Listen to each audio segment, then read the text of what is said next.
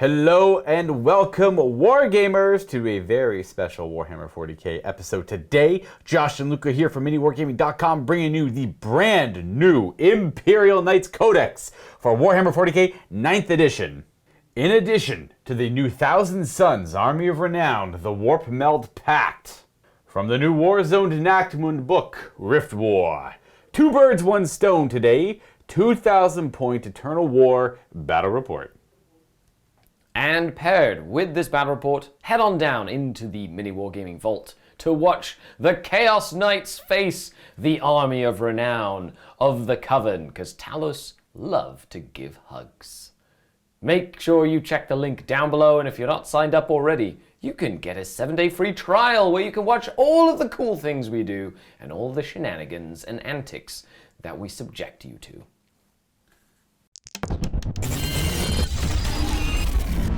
We play and call it work. MiniWarGaming's Warhammer 40k Battle Report. Let's take a quick look at the Thousand Sun list first. Again, I'm playing an Army of Renown. This is the Warp Meld Pact, very similar to the Terminus S Assault Force for the Death Guard in many ways. I'm not going to go to the finer details here. I'll do that while we're all deployed.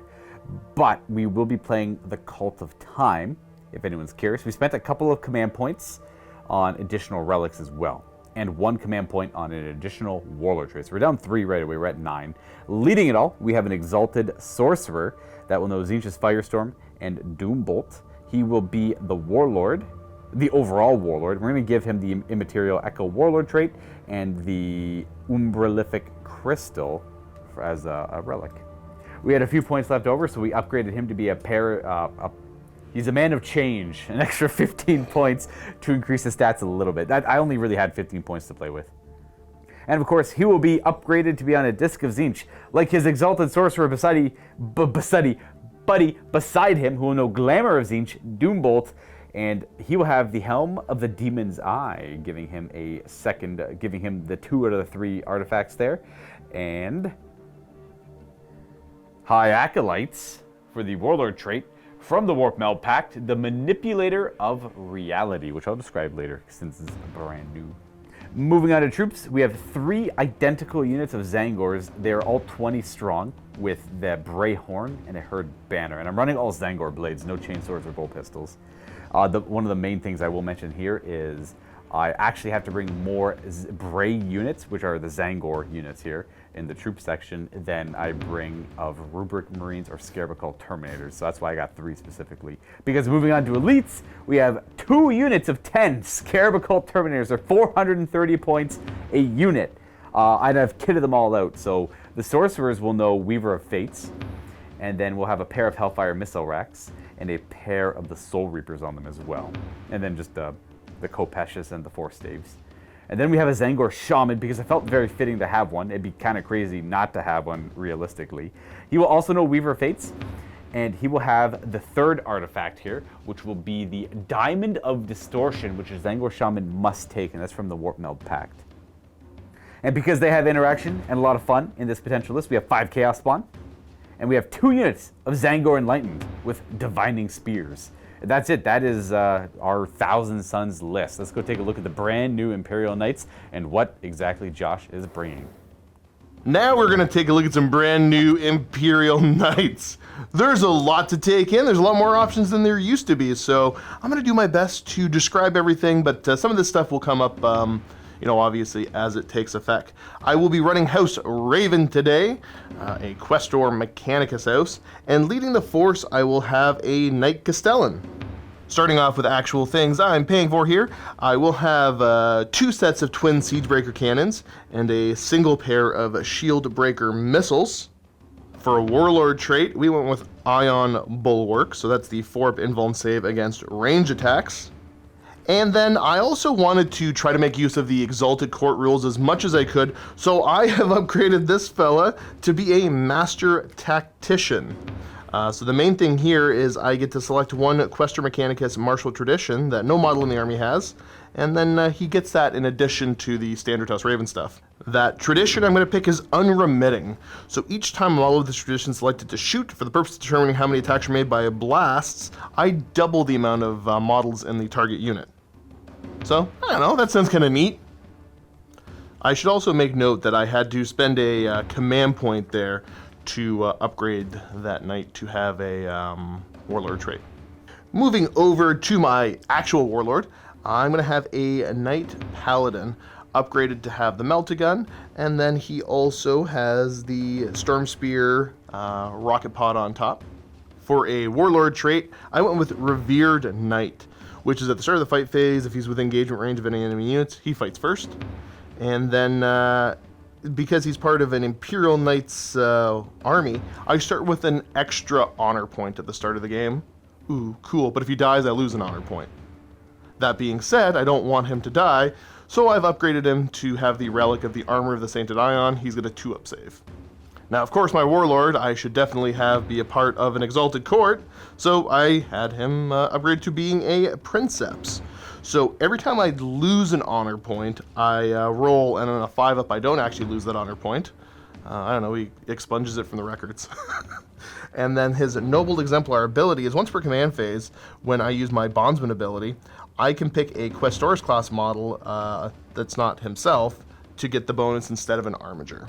Moving over to my other, full-size Titanic Knight, I have a Knight Crusader, who I went with the Cunning Commander Warlord trait, because again, I upgraded him to be a character and get a Warlord trait. So that is, if he's on the battlefield in my command phase, on a 5-up, I get an extra command point.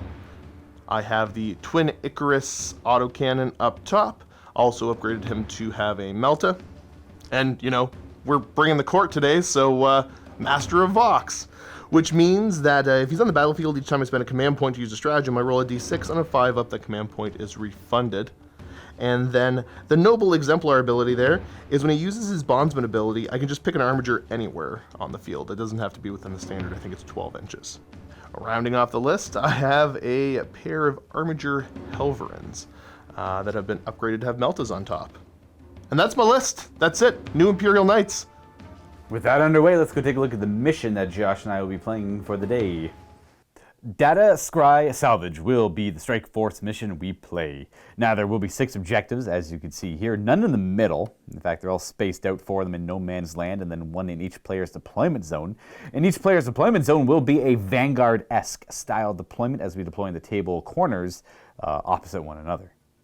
Now, the primary objectives are domination, which means you have to control at least 2 objectives, 3 objectives, and more objectives than your opponent. And you'll score 4 points for each of those that you accomplish. For a total of 12 a turn, starting in the second battle round. Data Intercept will be the other primary objective here, which will give you victory points for completing the Data Intercept action, which any unit from your army can do by scanning the objective in your deployment zone. And then you'll complete that action at the end of your turn, and you'll gain points equal to the amount of objectives you control in no man's land, up to a total of 3. Per completion of this action. And again, it contributes to your primary, so you can't get any more than 45 points throughout the game. Now, the mission rule here will be data terminals. If you control an objective that is in no man's land, and at the end of their command phase, and 1 or more of their units are in range of it that has the objective secured ability, or a rule of similar interest, it will remain under their control until their opponent takes it from them. But those are only for no man's land objectives. And that is it for this mission. Josh and I are going to go ahead and deploy. First, we wanted to take a look at the table before we deploy here. We got a mat from Table War. And we have Games Workshop kits here for Ruins here in the middle and over there. I won't lie, there's like 3 other games of Warhammer 40k going on, so they took all the cool big ruins to block line of sight with. Fight them? No, I tried to, but I'm like, nah, they technically got it first. I was distracted with other things, and they pillaged it before I could, so I got like the scraps left over, unfortunately. And we have some Urban Mat craters here. And just other various random Games Workshop kits, and then things that we've acquired over the years that the names have escaped me. And before we deploy, I just want to remind our Silver Vault members there are access codes to a lot of discounts to models, terrains, hobby supplies, you name it, we got it in the vault. Go to MiniWarGaming.com, go to the vault section, go to MiniWarGaming.com/silver-discount. That'll redirect you to where you need to be. And there's also a link in the description below. Well over 50 companies now. So I bid you take a look. What's your favorite one in there, Luka? I'll put you on the spot. What's your highlight today? I guess not your favorite. It's tough to pick favorite. Oh, there's like Battlefronts in there right now. That's kind of the most relevant one for us, I guess. Battlefront is in there right now. That's limited time, so I mean that is pretty cool. It depends on when you're watching this, I suppose. We have Wargames Atlantic. There we go. Because more and more I've been looking at my Scions, and that like all those infantry are Wargames Atlantic. So yeah, they range. Like, and they're already very inexpensive models for a very high quality model. And I say this every video because, well, one, it's advertising, it's good to do, but like you like, kind of send it home. Like some of these discount codes are like up to 20% off of purchases. Yeah, it's like ludicrously high. it's already, a lot of these places already have pretty sweet deals. So if you want a whole like cool looking guard army, wink wink nudge nudge, I mean, like they're gonna get a codex eventually. Yeah, exactly. Wargames Atlantic has a lot of unique looking things. So I bid you go check them out. You don't have to be silver to see them, but you have to be silver to utilize them. Anyways, we're going to go ahead and deploy. Again, one person will be deploying over there, one person will be deploying over there. We don't know who the attacker or defender is quite yet, but we'll be back in but a second. And we're back. I had no idea how much of a footprint my army was going to take up when I built it. I mean, realistically, we're talking like 60 angry goats that are like baying at the moon and like angry, and they're like, please kill me. And then we have like, all the Scarab Cult Terminators that take up a big footprint, and then we have all of this kind of crap in the middle of the spawn being the crap. All this crap in the middle. Right. Well, like, I mean, realistically, how much can I hide? Even if I had like, even if I had like an army of ruins on the table, I would not be able to hide. There's no way. So I'm just gonna utilize some cover and try and roll good saves, and that's the hope. And then we're gonna try and jump on the objectives early because that would be beneficial for the army here. And if I go first, that's great. Not that I'll do a lot of damage, but I'll push up the board, ideally. And as you guys can see, I got Scarab Cult. This is my Exalted Sorcerer with the Warlord trait from the Warp Meld pack that allows me to redeploy the Zangor units after they do their pre-game move. And then more Zangors. We have Enlightened. This is our Zangor Shaman there. Chaos Spawn. Zangor is here. And then our Warlord is over here with the Umberlific Crystal, as well as the Cult of Time Warlord trait, which allows him to cast more powers if he rolls high enough. More Zangors, not Exalted, these are more Scarab Cult Terminators. And then over here we have Knights. Like, it's pretty self-explanatory. Yep, Crusader, Armiger, Paladin, Armiger, and then the big fella, the Castellan. Right, so like Josh definitely finished deploying first there, and we're about to get this game rolling. Should probably talk about real quick some stuff that I forgot to mention, which is my vows. Oh yes. Which I'm totally, prepared for. A few moments later. So the two that I picked, and you got to pick these when you build your army. We've got Defend the Realm. So it's about controlling objective markers, and again, I'll explain it more in depth as we go along. And then Lay Low the Tyrants.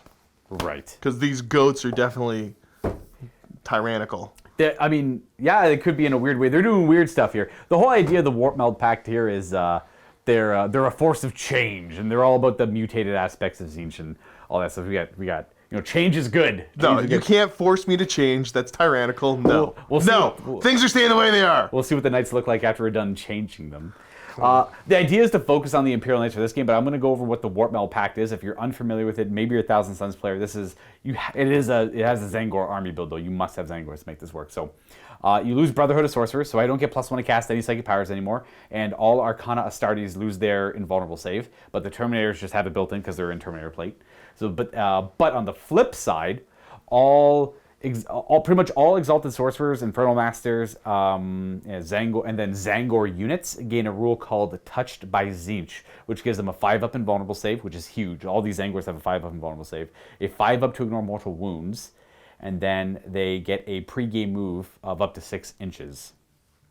And then it swaps out and then you get a rule that says you must bring more Bray Herd units or Bray units than you bring Scarab Cult or Rubric Marine. So I have 2 Scarab Cult units, but I got 3 Bray units. The Enlightened do not count, they don't have the Bray keyword. It has to be like the troops themselves. And the other like major restriction is, and you're probably wondering, Luka, why do you only have from the Lore of Change? Well, you can only take psychic powers from the Lore of Change. You can't take Vengeance in this game. So you lose access to a couple of really powerful abilities there. But it's okay, some of the things in Lore of Change are good as well. You get access to new stratagems, of course, new artifacts and warlord traits, and a couple I want to go over quickly before we roll off to see who goes first is one of the stratagems upgrades the Chaos Spawn. It's 1 command point no matter how big the unit is, which is nice, called Warp Meld Spawn. It increases their strength characteristic and their toughness characteristic. So I don't think it'll matter in this game at all, but they're strength 6, toughness 6. But I did it in list building not knowing what I'm going against, right? So that's the idea here. And then the extra artifact. So I brought 3 artifacts. The Demon's Eye helmet. So every time Josh uses command abilities, I may get command points back. We have over here the Umberlific Crystal, which will allow him and the Terminators to reposition once per game. And then we have the Distortion Gem, or the Gem of Distortion. This is new for the Warp Meld Pact.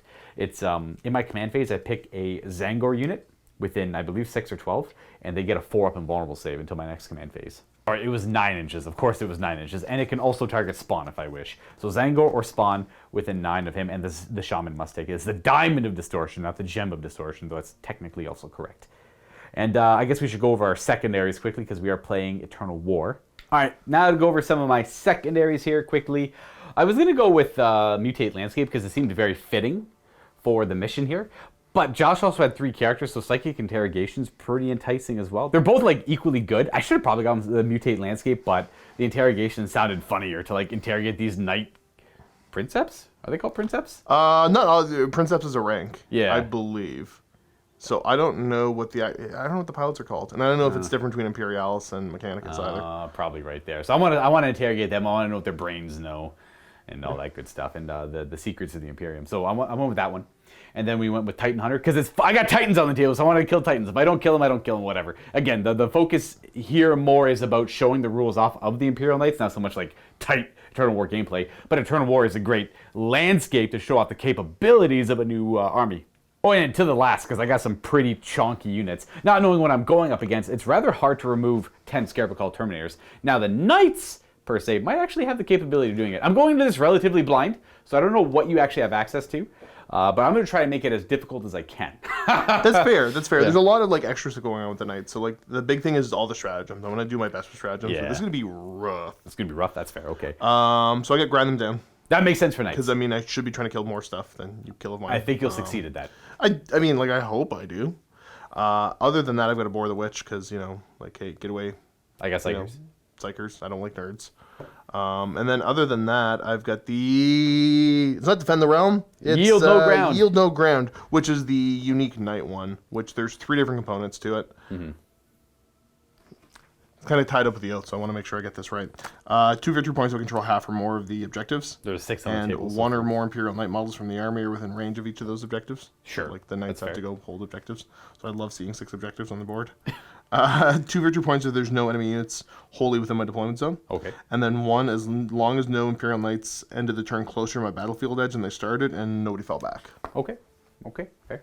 And then that's max 5 points per turn. You can't score turn 1. Gotcha. Yeah, I can't do that one turn 1.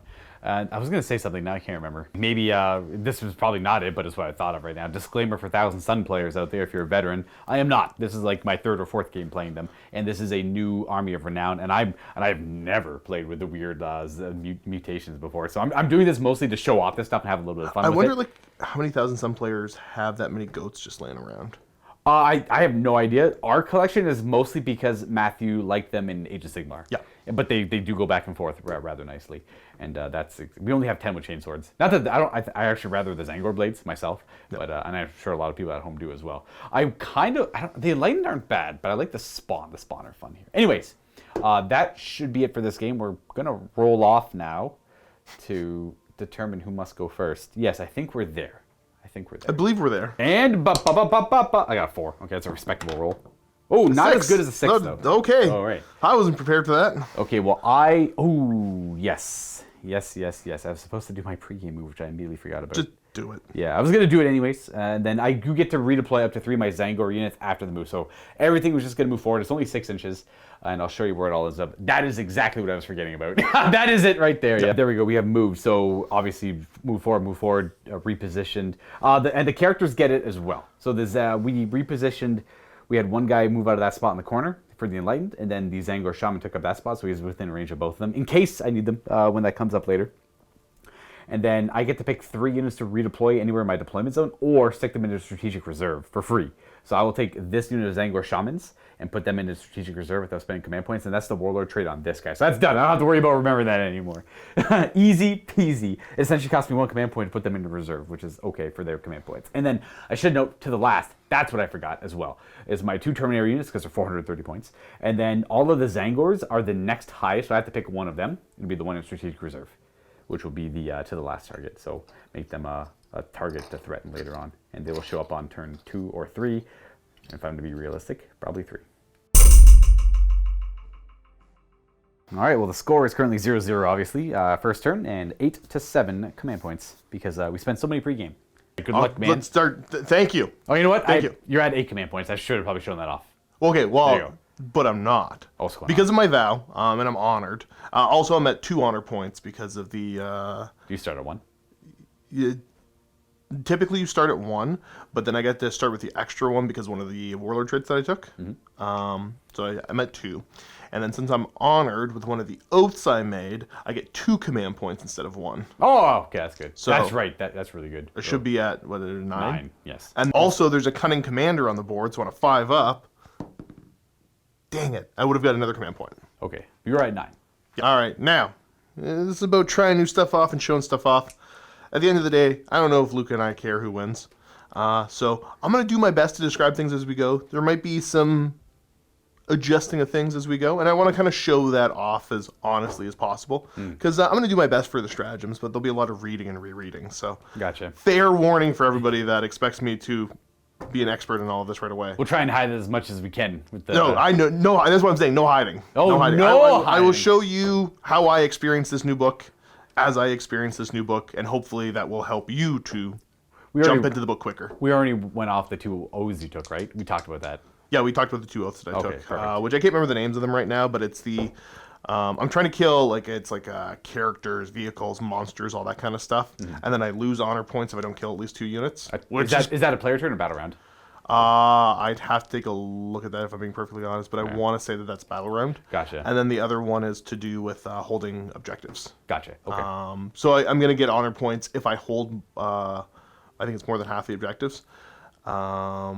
Or it might be half or more. I'll check in a minute. Well, I'll check at the end of the turn because I'm going to grab as many as I can. But then I'm losing them only if I have less than I started with. Gotcha. Okay.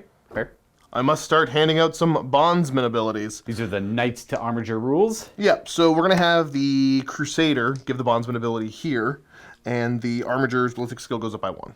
Right. Each Pretty cool. Each knight or Questoris knight has a different type of bondsman ability, if I recall. Yes. Yeah, and so they affect Armiger. They're like They affect Armigers differently, yeah. differently. Yeah. So +1 BS on a Helverin, hitting on 2s, I imagine, is pretty cool. Yeah, and then the Paladin's duty, who I'm going to double check because he is a Princeps.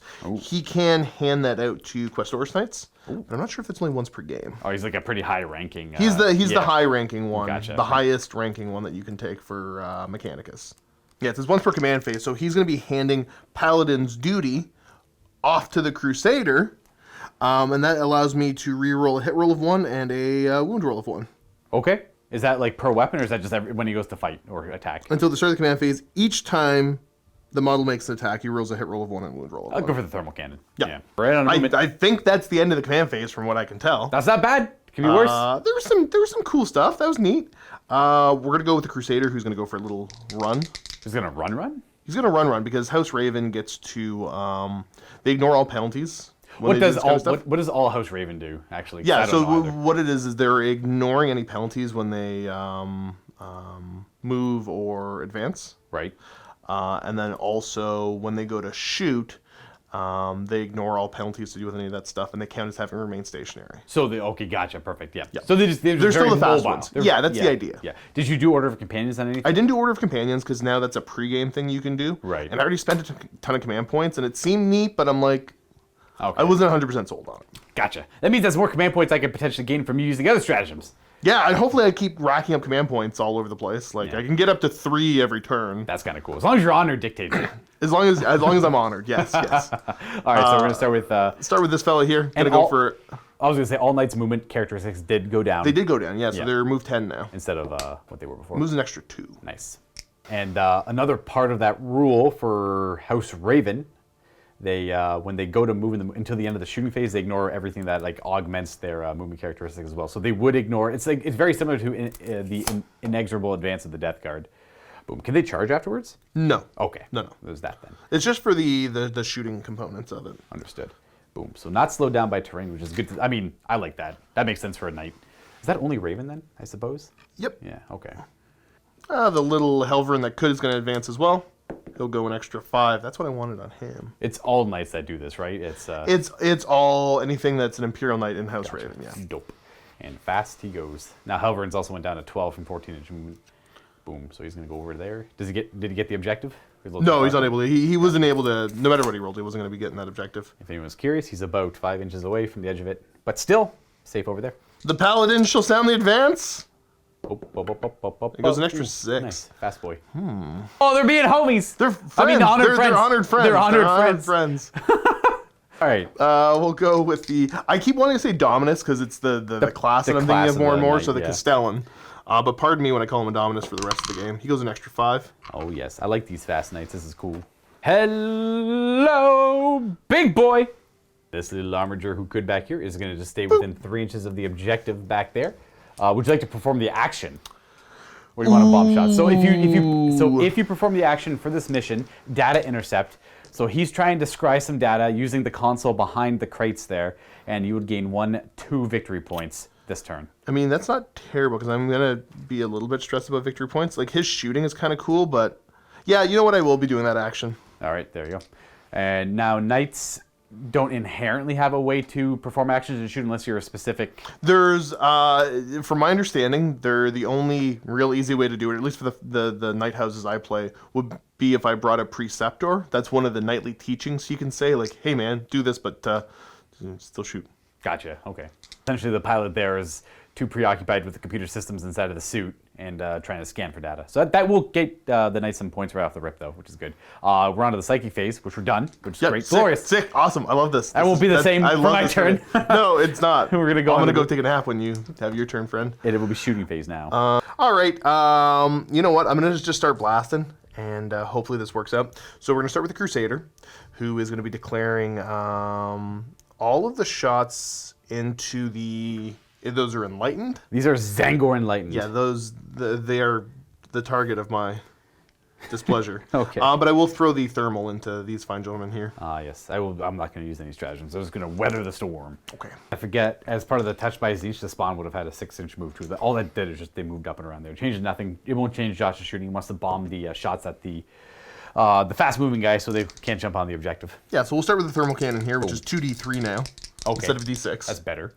Is it still blast, I assume? It's still blast. So 6 shots. These are looking for 3s to hit. And you get a reroll here if you want. I could reroll one of these if I would. So choose. Yeah, I assume you'll choose. Ooh, geez, that was kind of rough. Here's the reroll. It helps. Strength is high enough to wound on 2s. Strength 9, yeah. Oh. Okay. There's 2s. That's a good thing. What's the AP normally for? It's AP 4, yeah. So it's down to 3 because of Armor of Contempt, and they have 1-up saves. So they're going to have 4-up. Not 1-up. Some of them are in cover. So they will have 1-up saves. I'm going to start... Where's that fake guy? Okay, we'll start with him. No, we're going to start back here because of coherency. So I'll just do all 3 of the guys back there. 4-ups. 1 dice. I assume the damage is like D3 plus 3. The damage on this is D6 plus 2. That will kill a guy. I'm just going to replace this guy because that's a fake sorcerer. So we're just going to put that guy in his spot. Just so it's not confusing for anyone. And me. Technically, that guy wouldn't have had cover against a shot, so I'm just going to put... That guy would have, though. So I'll just swap that out. This is the Avenger now. This is into the Enlightened. 3s. Yep, no weird negatives here. Oh, I'm going to burn my dice. I rolled really well yesterday against Skari. Oh, you're going to burn your dice? Oh, you got it. No, the Skaven game, no! No. 3s to wound. Okay, 4 wounds. AP's rather good. I don't really... The AP's only 2. They don't get Heretic Astartes, so they don't have the not that pretty much all the Zangors are just gonna have a 5-up invulnerable save this game, as well as the spawn. So that's gonna save 1 of them. How much damage are these? 2. That does kill 3. So it's gonna pop off. I suppose these 3 in the back because they're only 2 wounds each. My enlightened. Well, there's something else now. The twin Icarus now. 1 miss, not bad. Not terrible. They've changed it, so now only it only gets changed by aircraft. Plus, when it hit aircraft, no penalties. No otherwise. negatives, yeah. Which is nice. Strength 7. 3s. Would you like to use a reroll? You haven't used the reroll wound roll yet. It's reroll a hit roll of 1 and reroll a wound roll of 1. It mattered. So right to their 5-up invulnerable save, which I will pass 1. How much damage? 2. Oh, that kills another one. I'm not going to take that guy because he's the champion, so I'll take this guy. Melt the gun because of range into Zangor. Indeed. Actually, I guess I gotta... What else? There's the flamer under the Gatling gun. Yeah, I forgot to talk about that one, but hey, Everything let's do a thing. Melta. Melta misses. Okay, very good. And then is it Heavy Flamer. 2 automatic hits, wounding on 3s. Yes, sir. And then that will go right to their invulnerable save, so 5 ups. I will make 1, 2, Zangor will die. We're going to take Zangor from the back here. Oh, and oh. Armor's just going to go and just start cracking shots. Should have had him go base there, but I thought I would do more against those Zangor Shaman. Cracking shots into your Terminators. All right, no stratagems. Just we're going to brute force our way through this with saves. Shots. Are these blast by chance? No. Okay. 6 Armiger autocannon shots, hitting on, well, it should be 2s actually. 2s, yeah, because you got the bonus. He got boasted. Does it matter? Oh, you better freaking believe it matters. Nice. Matters a whole bunch. Feels good. All right, 1 miss though, and 3 wound. Yes, sir. And 4 of them. Now these are AP2 now. Yes. So they go down to AP1, but we're in cover, so these are all 2 ups. Yep. On guys that'll matter. These within 3, so these are all gonna be 2 ups. Heck, I'll even command point one of those. Oh! Beautiful. That actually does slay 2, so we'll take 2 there. Boom, boom, and I'm down at command point. Let's have the Paladin go. See, I'm contemplating if how many units I'm actually going to kill, because I don't want to lose honor points, but it might be tough this turn. I see. Do the Skyfires get to come back? Yes. D3 of them can come back. Oh, geez, okay. Yeah. Maybe I should just focus them down. There's through weird Zinchian means. It's not in my psychic phase, essentially. Yeah. You know what? I'm thinking too much. We're just going to move on to the large fella there. He's going to go ahead and he's going to target your Terminators.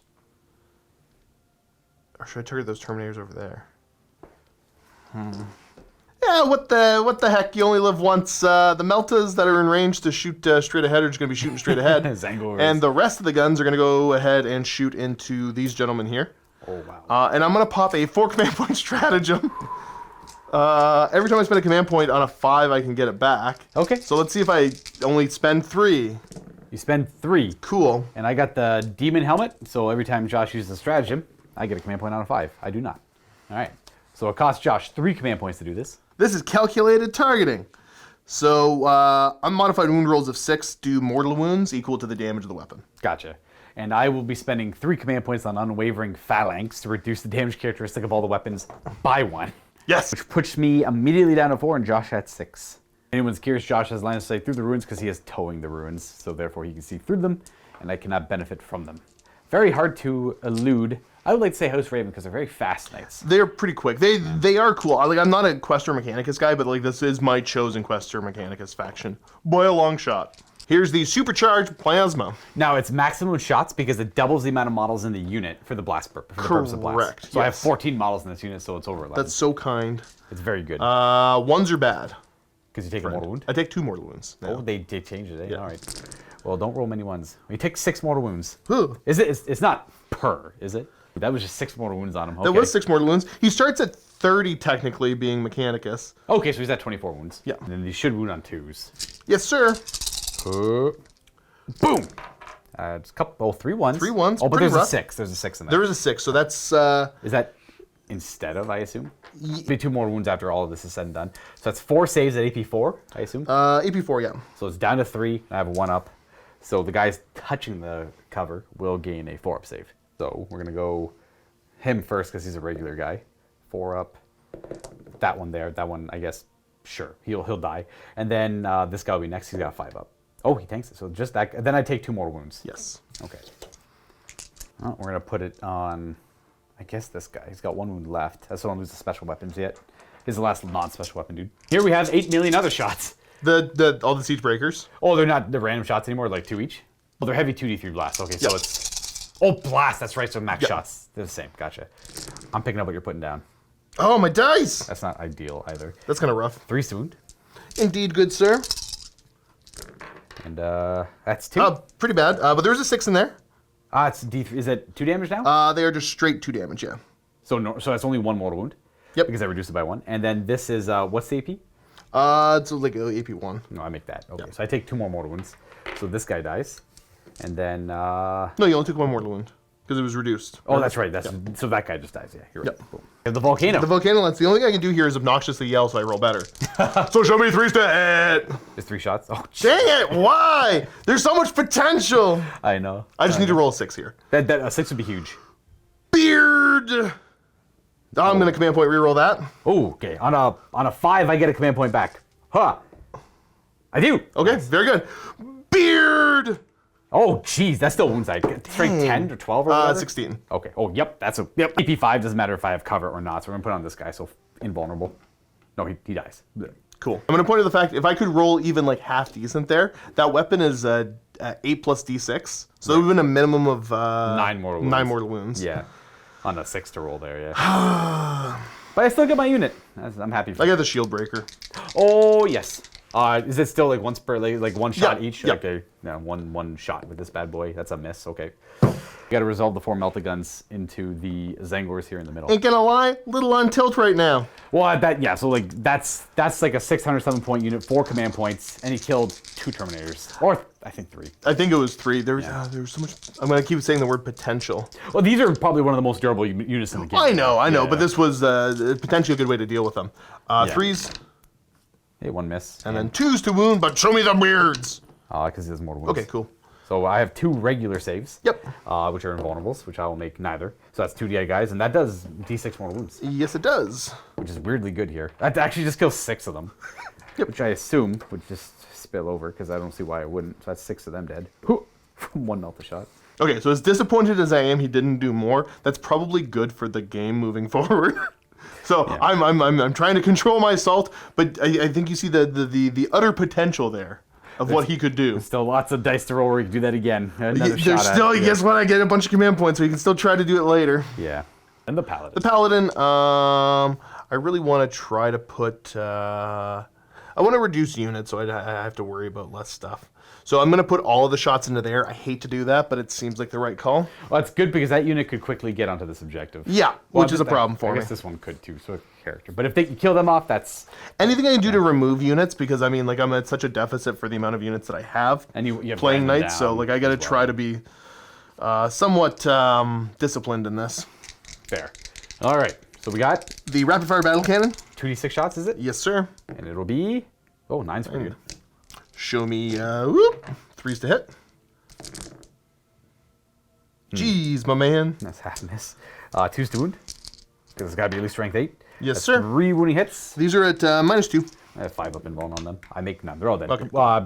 2 damage each? 3 damage each. Oh, that's even better. Boom. There you go. Which straight 3 damage on that battle cannon was a huge bonus. That's a good change on that, yeah. Morale to do now, because there's no charging. That's these guys did lose 6 homies, so or 6 honored friends. So they're gonna roll a 2. If they lost 8 guys, they definitely failed. But the banner lets them re-roll it. So they are going to still gonna lose a guy. So he runs, and then I 1, 2, 3, 4, 5, 6, 7, 8, 9, 10, 11, 12, 13. I could have figured that out by just counting 7 from 8. So I guess I put too many models in this unit here somewhere. There should be 2 less, because I lost 8 from shooting. And then 1 just ran, so I should have 11 left. So these guys aren't going to be there. So those are the 11 remaining. We're looking for 1s for additional models to boogie woogie. 1 more runs. There you go. And that is it. So we're on to scoring. The action is completed from the Helverin in the back, which will give Josh 2 victory points because he's controlling 2 of the objectives in No Man's Land. And then grind them down. You've killed 1 of my units, so as long as I don't kill 1 of Josh's, he'll gain 3 points. And then Aboard the Witch, nothing yet. And then yield no ground can't be scored in the first turn. Correct. Now, I do have to take care of some of my oaths. So one of them is kind of dependent on battle round, but the other one's dependent on end of my turn. Yeah. So if at the end of my turn I control more objectives than my opponent, I get an honor point. Okay. And I control more objectives than you. And then something about having to kill 2 units a turn. That's lay low the tyrants. What I'm supposed to be doing is killing warlords, characters, monsters, or vehicles to get an honor point. If less than 2 enemy units have been destroyed by attacks made by Imperial Knights, then I lose an honor point At the end of the battle round. at the end of the battle round. Gotcha, okay. So I'm going to go up 1. Right now, immediately. Yeah. So you're at 3 honor? Yeah. And if you don't kill, if you kill 1 more unit on my turn, then you're good to go. Okay. Yes. The honor is gained at the end of the battle round. It's gained at the end of the battle round, but if at the end of my turn I control more objectives, then I get it at the end of the battle round. Okay. It's just, if you have any weird rules that interact on my turn, I suppose, yeah. On to my turn 1, score is 0 to 2. And I just gain a command point, so I'm at 6. In my command phase, there's a number of things to do. The first one is the Diamond of Distortion on the Shaman. I pick a Zangor unit within 9 inches, and they get a 4+ invulnerable save. I'm going to choose this Zangor unit here, I believe. And then we have a stratagem to use from the Warp Meld Pact. And I'll choose that same character, so I have to choose one of my Warp Meld Pact Psychers, which is that Zangor Shaman. And then every Bray unit, I think it's I think it's just every Zangor unit. If they have the break keyword, they get D3+1 models back in their unit. If they're just Zangor, like these guys here, they get 1 model back, but they're not missing anyone. So it's 2 command points. I'm going to bring. They have to be within 6 though. So that's the idea of how they were lined up there, just in case they got hammered. So they're both going to get D3+1 models back for 2 command points. I'm down to 4. Doesn't seem super worth because I really need to save the command points for unwavering phalanx over here. But I just want to show off some of the warp meld stuff. And you never know.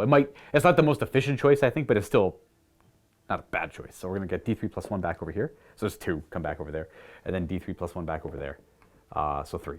I only lost 2 there. So I'll get the 2 there and the 2 there. 2 Zangors here. We're going to put you there. And then we're just going to go like this. Boom, boom, boom. They stand back up there. And then this squad, we're going to have Zangors come back over here. Because I need to put pressure on the objectives. Losing the Enlightened over there means they're going to have to make a pretty good run to get both the objectives there. Now, we were working on that. I will warn you before you start doing your turn. Ooh. I do have a stratagem that I can fire my blast weapons in engagement range. I don't want to charge because they have no hitting power against knights. Yeah, that's fair. Yeah, It's a neat fact. that's fair. For everybody. Yeah, they wound you on 6s.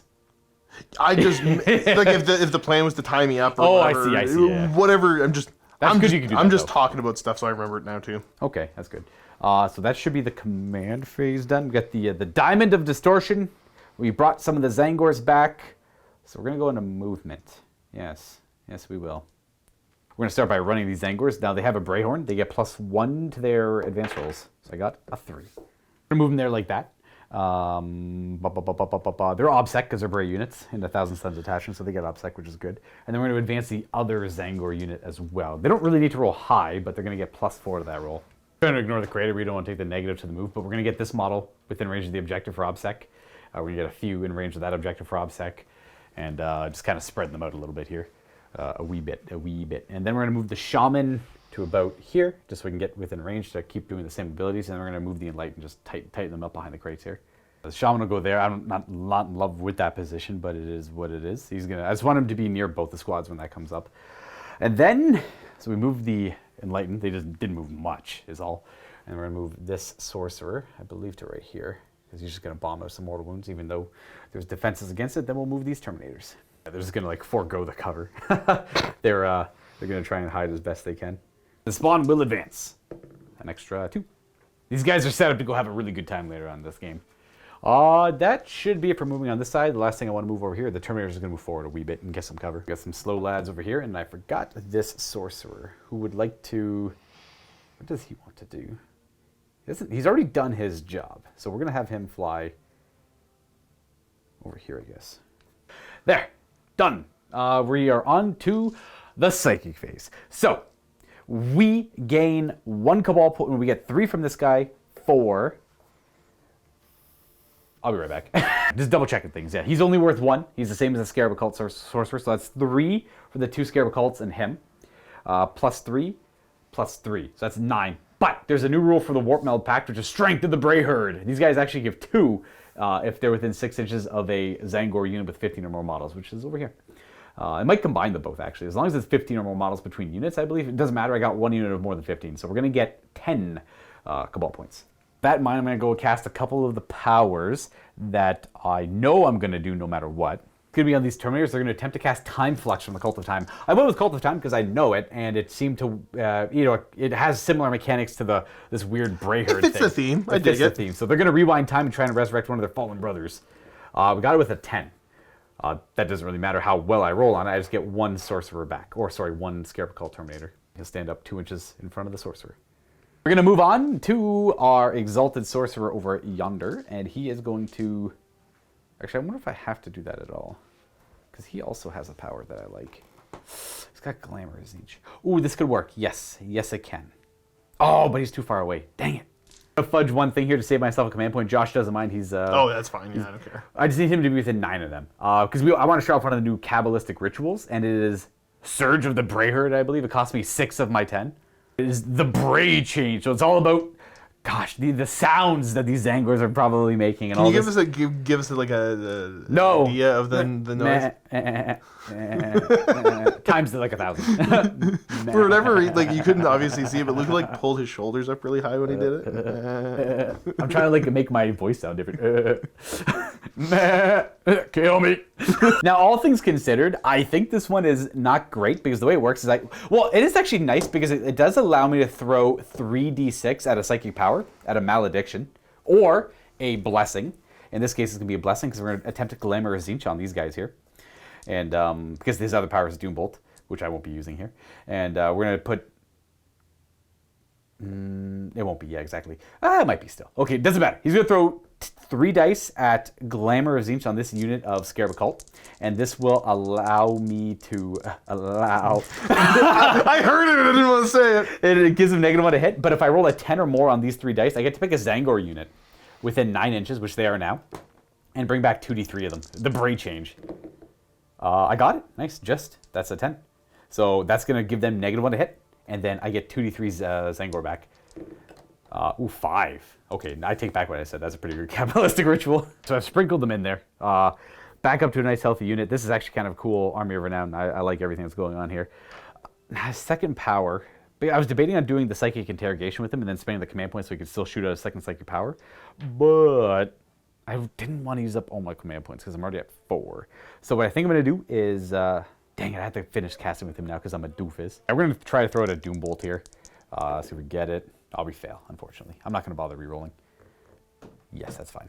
Reminder for those watching, we do lose the Brotherhood of Sorcerers rules, so we don't get +1 to any of our casting. And the last guy to cast some powers with will be this Exalted Sorcerer. He does have the Warlord trait, which if he rolls like a 9+ to cast a power, he gets to throw out an additional power. But unfortunately, I cast Doombolt over there like a fool. So I can only cast like, dang it, I knew I did that in the wrong order. That's okay. He should have cast Smite. He would have done Doombolt. I'll remember that for next turn. So he's going to cast Zinch's Firestorm, because why not? We got it with an 8. The way this works is then I pick a model. I'm going to pick the guy with the guns. Yep. And I'm going to roll 9 dice. Just double checking the power. Because I rolled an 8, it's only 1 mortal wound per 6. So it's not very good right now. 5, 8, 9 dice. Because Zinch. And then it's unmodified 9+. It becomes every 5 up it deals mortal wounds. So this, okay. I still did 3 mortal wounds. And I wasn't going to do Malevolent Charge on this because this one wasn't super consistent on doing mortal wounds. But hey, 3 mortal wounds is still pretty good. Would you like to use the... No, I'll just take the 3 mortal wounds. I do have a Smite that does 2d3 mortal wounds after this. Oh, the 2d3? Yes. I'm going to hold on to my command points. He'll still be okay. Gotcha. All right. Well, that's assuming I get the Smite off. Yeah. So he's going to attempt to cast So Smite sorry, now. you did how many? 3? Just 3 right there. So you should be at 23 because the Questor Mechanicus start at extra wounds and they heal every turn. Oh, how many did they heal? D3 every turn? They only heal 1 per turn, but Gotcha. the big guys start with 2 extra wounds, the little guys start with 1 extra wound. Gotcha. So we're going to go ahead and throw a Smite out. We got it with a 9. Ooh, very close to the bonus one. And then... Do I do the scroll to make it 3? No, so I'll do Malevolent Charge, which is my last 4 Cabal points. Make this this deals 2d3 mortal wounds, which will be 6 mortal wounds. Woo! Do you want to use the stratagem now or just take the 6? I'll take the 6. Okay, bring them down to you. Should be 17, friend. 17 remaining moves. All right, well, that's it for Psychic Powers. We're on to... Oh, wait, no, that's not true. We have one more to do. It's a Psychic Interrogation. I'm going to interrogate this character here. We got it. So that's 1 Psychic Interrogation. Every one I do is 3 victory points. So that's just 1 tally for it. Now I'm going on to the shooting phase. I believe in you. We're going to start over here with all these Terminators. All right, so we are going to go ahead and fire them. So I have 4 command points, and I think I'm going to use Wrath of the Wronged for 2 of them down to 2, which means I cannot do Phalanx on them next turn. But they have Glamour of Zinch. That's only -1 to hit. That's it. So who cares? I was rolling bad anyways. That won't affect my 1s and 2s. I know. So I'm afraid. So I'm going to lay this down. I don't think this is the right call, but I want to put a little bit more pressure on this Castellan because he is like terrifying. Now I do have the Machine Spirit Resurgent, which allows me to just count as top bracket. That's okay. I can't do anything about that. Yeah. So they are Terminators. They get to fire at full OBS, so it's going to be 4, 8, 12, 16, 20, 24, 28 bolt gun shots. The correct math on that is 32 bolt gun shots, Infernal Combi Bolter shots. And I guess Wrath of the Wronged could be the right call if I just do nothing but 5s here. 3s to hit. We do reroll 1s though because we're near a Exalted Sorcerer. Okay, it helped a little bit. We got some misses in there, and then this is the first half. These are 5s to wound. So it helped with 2 wounds so far. So we're at 3 wounds. Yep. And the follow-up, I dropped a die over here. Reroll the 1s because the Sorcerer. Hey, that's pretty accurate. Well, that's all hits. And 5s. Okay, that helped quite a bit there. So that's an extra... Oh, geez. That many more wounds. That was a 5. because of the Wrath of the Wrong. So 7, 8, so it's 11 wounding hits on the bolt guns. Show me 4s. Because he's got the 4-up invulnerable save upgrade. Make about, well, I make more than half, so that's only 4 damage. Cool. It's very good. Which brings him down to 20 exactly. We have the Hellfire Missile Racks, which are 4 shots on 3s. We roll that. Ooh, and 3s. 3s or 4s? It's plus 1 wound. Oh, yeah, sorry. Wrath of the Wrong. -2. -2, so 4 up. Which is fine. Make it nice, good saves. And then we have the Soul Reapers. We have 10 shots between the 2 of them on 3s, re-rolling, and 4s. There's only 3 wounds there. AP is good, but you have a 4 invuln. AP, what is the AP? 3. Oh, okay, yeah. Yeah. No damage. Okay, well, all of that to just only do 4 damage. Okay, I was hoping... Honestly, I did more damage to myself, you dummy! That was exactly it. I was hoping to do actually a heck of a lot more damage. That's unfortunate, but that's okay. We are going to move on to the pistol from the sorcerer into that knight there. Hits. Doesn't wound. Then I'm going to see if I have any line of sight with these guys, but they're probably going to put some shots on that guy too. Hellfire Missile Rack can't see. He's like, there's too much stuff in the way there, even though like he's a massive model. So these 4 guys are going to put shots into him, and then this guy's just going to shoot that Helverin, because why not? Okay. We'll do all of his shots first. Hellfire Missile Rack, pair of hits, 1 wounding hit, -2. -2, so we'll go to my 5 up. Which it'll be 2 damage. Okay. The bolt gun, trees, because that guy's too far away. And 1 wound, AP2. 1 more save. You're good. All right, so it's only 2 damage on that guy. Then we have 4, 8 bolt gun shots into the knight out front here. The not paladin. These are 3s to hit him. Okay, they all hit. And 6 to wound him though. 1 wounded AP2. Boop. Okay, very good. And then we have the Hellfire Missile Rack, which hits once and does not wound. And then we have the 10 shots between the Soul Reapers. Hitting on 3s. A couple misses in there. And 5s. We have 1, 2 wounds at -3. That's just 5 up invuln. 1 damage. All about the little gains, the little damages. You gotta respect chip damage. Gotta respect the chip damage. And we're on to charging. That's it. So these guys are going to clear charge against the Helverin. Would you like to overwatch? I mean, I'd rather you not charge me. What's the charge distance? I have no idea. It looks like a 9. Just do it. Could be more though. 7's a fail. And I don't think that's worth a command point, but hypothetically, okay, it wouldn't have mattered. Well, that's turn. Scoring. I'm all about killing Titans. I got 3 points technically for the Psychic Interrogation, and I control 1, 2, 3 of the objectives, and the action here will be completed. So that's 3 victory points for the primary there. And that's turn. So I'm actually at 6 points. Josh and the Imperial Knights do get ground them down because he killed the Enlightened. And I obviously did not kill... They're not a psychic unit, I assume, right? They're not, okay, no. Cool. The psychic units in this case are the Terminators and the characters. Gotcha. All right, turn 2 for Imperial Knights scores 6 to 2. Josh goes up to 5 command points. And it's the new battle round. Did you give me 2 command points instead of just 1? Oh, yeah, because you got the honor things. And then on a 5 up, I'm getting another one. Ooh. I do. Nice. Technically, before those gains, we have to readjust your honor a little bit. Yeah, so let's actually go through it and talk it over. Defend the realm. So if at the end of my turn, if at the end of your turn you control more objective markers than your opponent does, I get an honor point at the end of the battle round. Yes. So I would have gotten 1 at the end of the battle round there. But the trough, if at the end of your turn you control less objective markers than you did at the start, then I lose an honor point. So we're okay there. Yeah, you gain an honor point there. Yeah, so I get an honor point there. Lay low the Tyrants, on the other hand. I didn't destroy a Warlord, character, monster, or vehicle, so I don't get an honor point. Right. And the trough is if less than 2 enemy units have been destroyed by Imperial Knight attacks, I lose 1. So I get 1, lose 1. So you just did. I stay at 2. That's easy enough there. And then Josh would have gotten all his command points for, because he's technically honored for his 2 O's there. The other one, I can't remember what the other one is, but you get a command point for one of them. The command point, the extra command points from Defend the Realm. I'm going to try to remember my Martial Pride ability now that I get rerolls army-wide. Is that what the other oath is? That's the other oath. That would have maybe come up last turn, but who cares? It'll come up this turn. Huge. So that's huge. That's the one where you get, okay, yeah. So that one, specifically, it's each time the model selected to shoot or fight, I can reroll 1 hit roll or 1 wound roll. I see. That's because you chose that one duty and you're currently honored. Correct, yeah. I'm trying to desperately take away your honored, because you get some pretty heavy negatives if you go in. I get some pretty heavy negative. Well, I just don't get my bonuses if I'm in the negative of it. But if I can get myself to having 5 or more, I'm virtuous. So just so you and the viewers are aware, for Lalo the Tyrants, that would mean once per battle, I kind of want this one, when I make an advance roll, hit roll, wound roll, or saving throw, I get to change it to a 6. No, thank you. So, I mean, that could be Potentially hilarious. The other one, if I can get the Defend the Realm, Duty and Honored, then everything gets OBSEC and counts as 3 additional models. So that would mean that the big knights are counting as 13, the little guys are counting as 8, and they're OBSEC. You have to get to 5 honor for that? I gotta get to 5 honor. Okay, we can't let that happen. We cannot let that happen. That's the one we have actually, to stop. sorry, Yeah. I forgot. Because of the Princeps, when I lose honor on a 5-up, I actually wouldn't. Oh, because you expunge it. Yes. On a 5 up, yes. let's see. Yes. Dang Oh, it. okay, cool. So I'm at 3 honor. You actually had 3. Gotcha. Josh gaining that 8th command point there will be his command point for the battle round. And then I'm going to try and fish one out myself on stratagem uses if that comes up.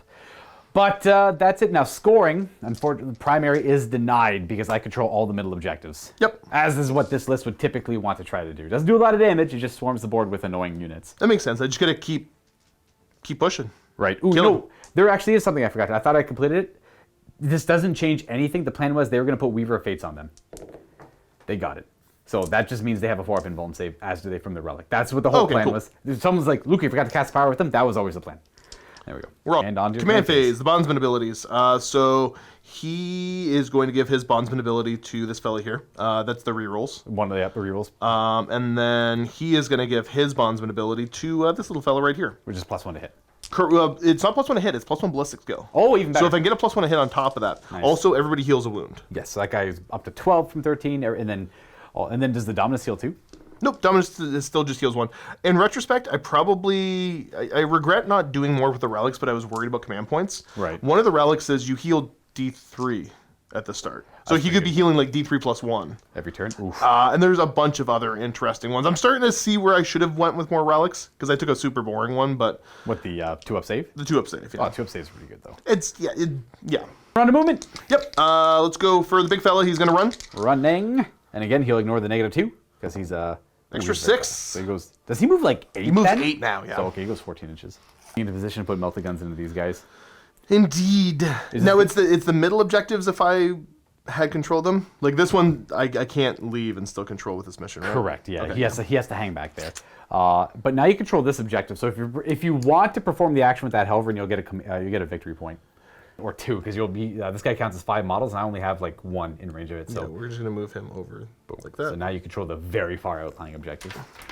I don't know. He's got to And we got to figure out how to move these two knights. weirdly rotate. He's going to rotate, make room for the honored friend. Excuse me. Pardon me. Sorry. Excuse me, sir. Just coming through. Just coming through. There we go. Nice. Beautiful. I respect knight turns. They're rather quick. Yeah. Is he doing the action for 2 victory points? Because that's all that matters. In the end, I know that's all that matters. that's all Yes, that he will be matters doing here. that. Okay, yeah. Beep, boop, boop, boop, boop, boop, beep. He's going to keep hacking away. And we're starting with the big guy, eh? Yep, we're starting with the big guy. Are you going to do the thing? I guess I'm going to shoot those Terminators, and I'll do the thing. The thing where it's 4 command points, precise something targeting. Calculated targeting, maybe? Calculated targeting. On a 5-up, I get a command point. I do not. And with that, Josh is down to 4, and I'm at 2 command points, which means I cannot do... if I got a 5-up there, I definitely would have done the phalanx, but unfortunately, we're just going to weather the storm. Oh, you're not going to phalanx on this, eh? I can't. I need 3 command points. That makes a lot of sense. Yeah. Gosh, we're starting with the plasma right away. Start with the plasma right away. Let's get that thing juiced up. Ooh, boy. All right, what is Honestly, this like when you bring a unit with 20 models in it like this, like Yeah, I don't know what to tell you. where do you want to roll this right I'm here? gonna roll this right here and just try to make a mess. So it's forced to hit because of glamour. Ones are bad. I see a 2. couple ones. So you take 4 mortal wounds, and then I negate 3 of the hits. And he's dying. He's at 17 wounds already. Okay. Heal beef. Should be 2s to wound. And 6s are good. Do I? No. 6s to wound. Ah! Well, the 6s are good because that's 3 mortal wounds. So every 6 is a dead guy. 3 mortal wounds, and then the rest of these are just saves you're making. 5 saves. AP4 down to 3. And guys in cover will have a 4-up save. So I have enough guys in cover that I'm just going to do 4-ups.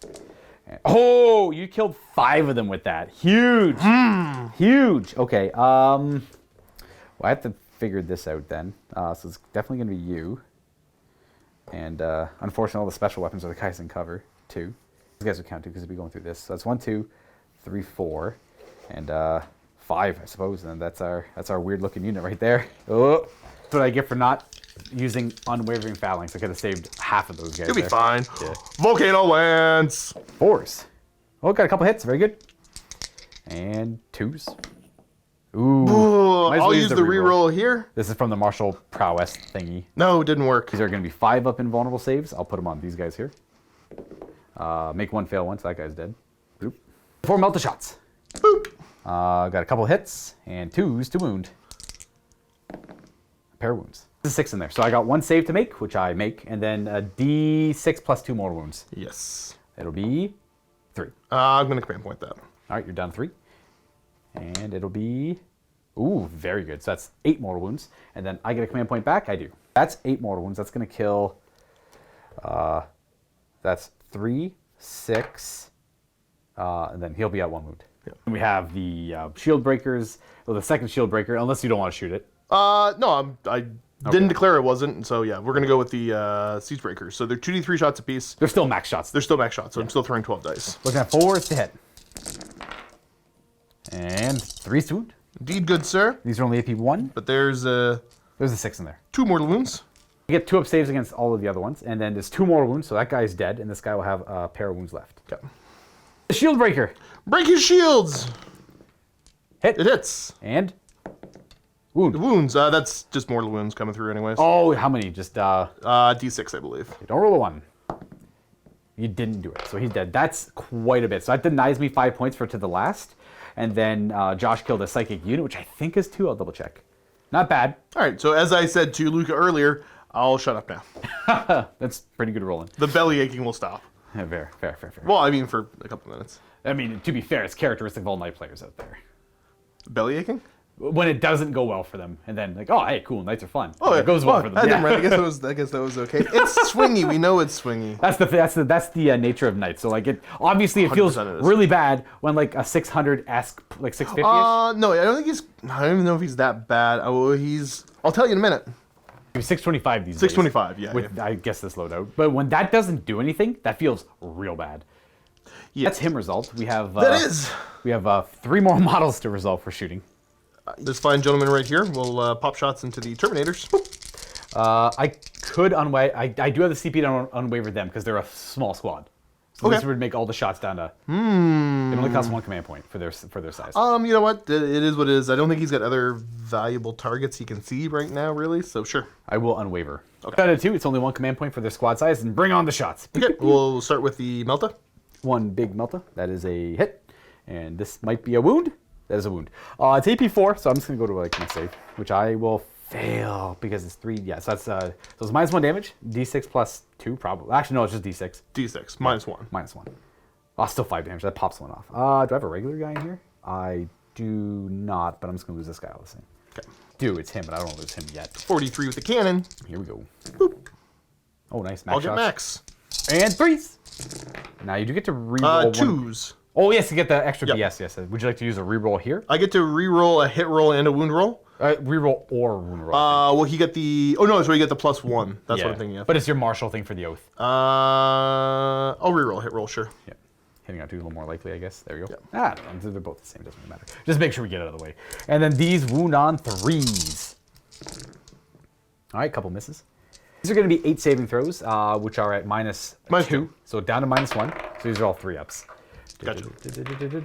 So that kills 1, and this will bring a guy down to 1. So we are going to lose you, and we'll have you down to 1. So we got left after his fight, and we still have these 2 knights to resolve. Yes, those fine gentlemen.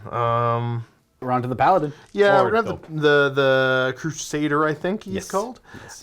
He is going to go ahead and he's going to put his thermal into the spawn. Spawn! And then he's going to put the rest of his attacks into...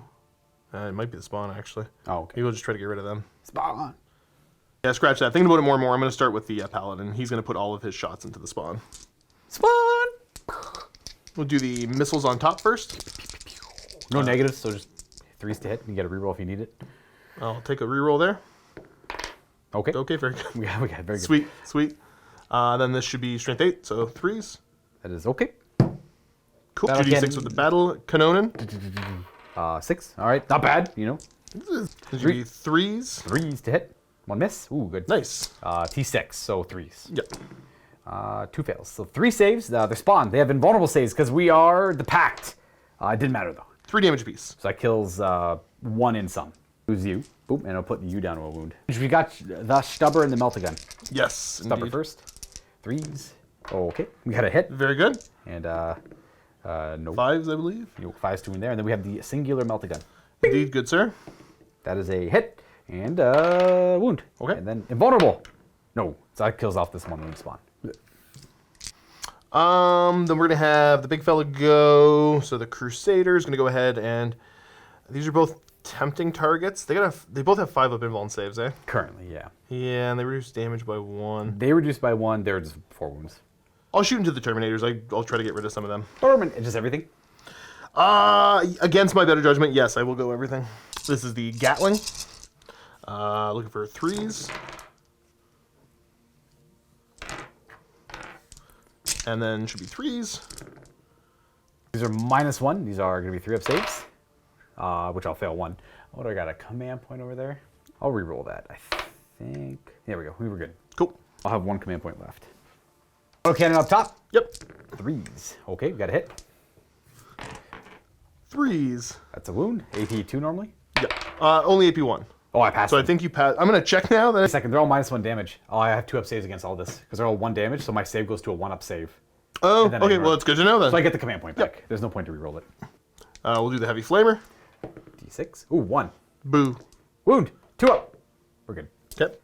Standard Melta. Oh, right, singular Melta, yep. That's a hit and a wound. And good AP on that one. And we are going to fail that. I do have a re-roll, but I don't really care. This guy's just going to die. Cool. And we got the cannon. Yeah. 2d3 with the Cadonin. Be 3 shots. And that is I'll take a reroll there. Use the reroll here. That's from the martial ability. Yep. That's okay. 2 hits. Darn. And then wound. 2s. And I can take the reroll from the martial ability, I believe, because it was the Paladin, the Bondsman one. Yeah. All right, a couple wounds there, and then I will pass an invuln, and then just lose a guy. I guess we'll just keep the sorcerer alive. Okay. Just charges. All right, Paladin. big guy, let's go. He's in. You want? Yeah, in he goes. Bloop. Hey, and then the His friend. that guy with feet. The man with feet, indeed. He's also good. There. Yeah, just probably don't ignore the negative in the charge phase. It's probably on the movement phase, but it doesn't matter here. Josh rolled high enough, and that is. There might be some stuff I do when I charge. I'm checking now. Oh, smart. I'm gonna start this off with the paladin. Indeed. He's fine where he's at. I assume we want to sweep with the chainsaw. We will sweep with the chainsword, yes. A new and improved profile. So it has, obviously gives you options. In this case, 12 attacks against the Zangor down here. All right, so show me 3s to hit. Oh, can't argue that. Check to see I'm... So we roll the hit roll here for the martial ability, or the oath. They all hit 12 hits. Not a big fan of that. These are probably 2s to wound because I'm only T4. Yeah. And some 1s. Yeah, we got some 1s. It's 10 wounding hits. We have an invulnerable save. We take 4 die. 4 are going to die. We'll lose 1. These guys are just a big tar pit unit. They just sit there and just ideally not die. 4-up invuln's pretty sweet. That's from his artifact. Oh, that makes more sense. I'm like, wait, are they natively a 4-up? No, they're normally a 5-up with this Red of War or Cool. Army Renown. 1, 2, 3, and I don't think it matters rightly too much. 4. There you go. It's all still coherent. And then the other guy gets to attack. Yeah, now he only gets the feet anyway, so I think I'm going to pop a strat here. Ooh. It's going to cost me 1. Put Josh down to 2, and I've already got my command point back this battle round, so I can't roll for it. I'm -1 to hit, so I'm going to hit you on 4s. Okay. Nice. And I get a singular reroll. Okay. Because of the thing. Yep. It did help. That is 8 mortal wounds. That works. That'll do it. What do I need? I got to look at a few aura abilities and see what I have to keep around here, but I think... Because for each hit roll, I just do 2 mortal wounds. That's the stratagem. That's the stratagem that's Thunderstomp. Thunderstomping, yeah.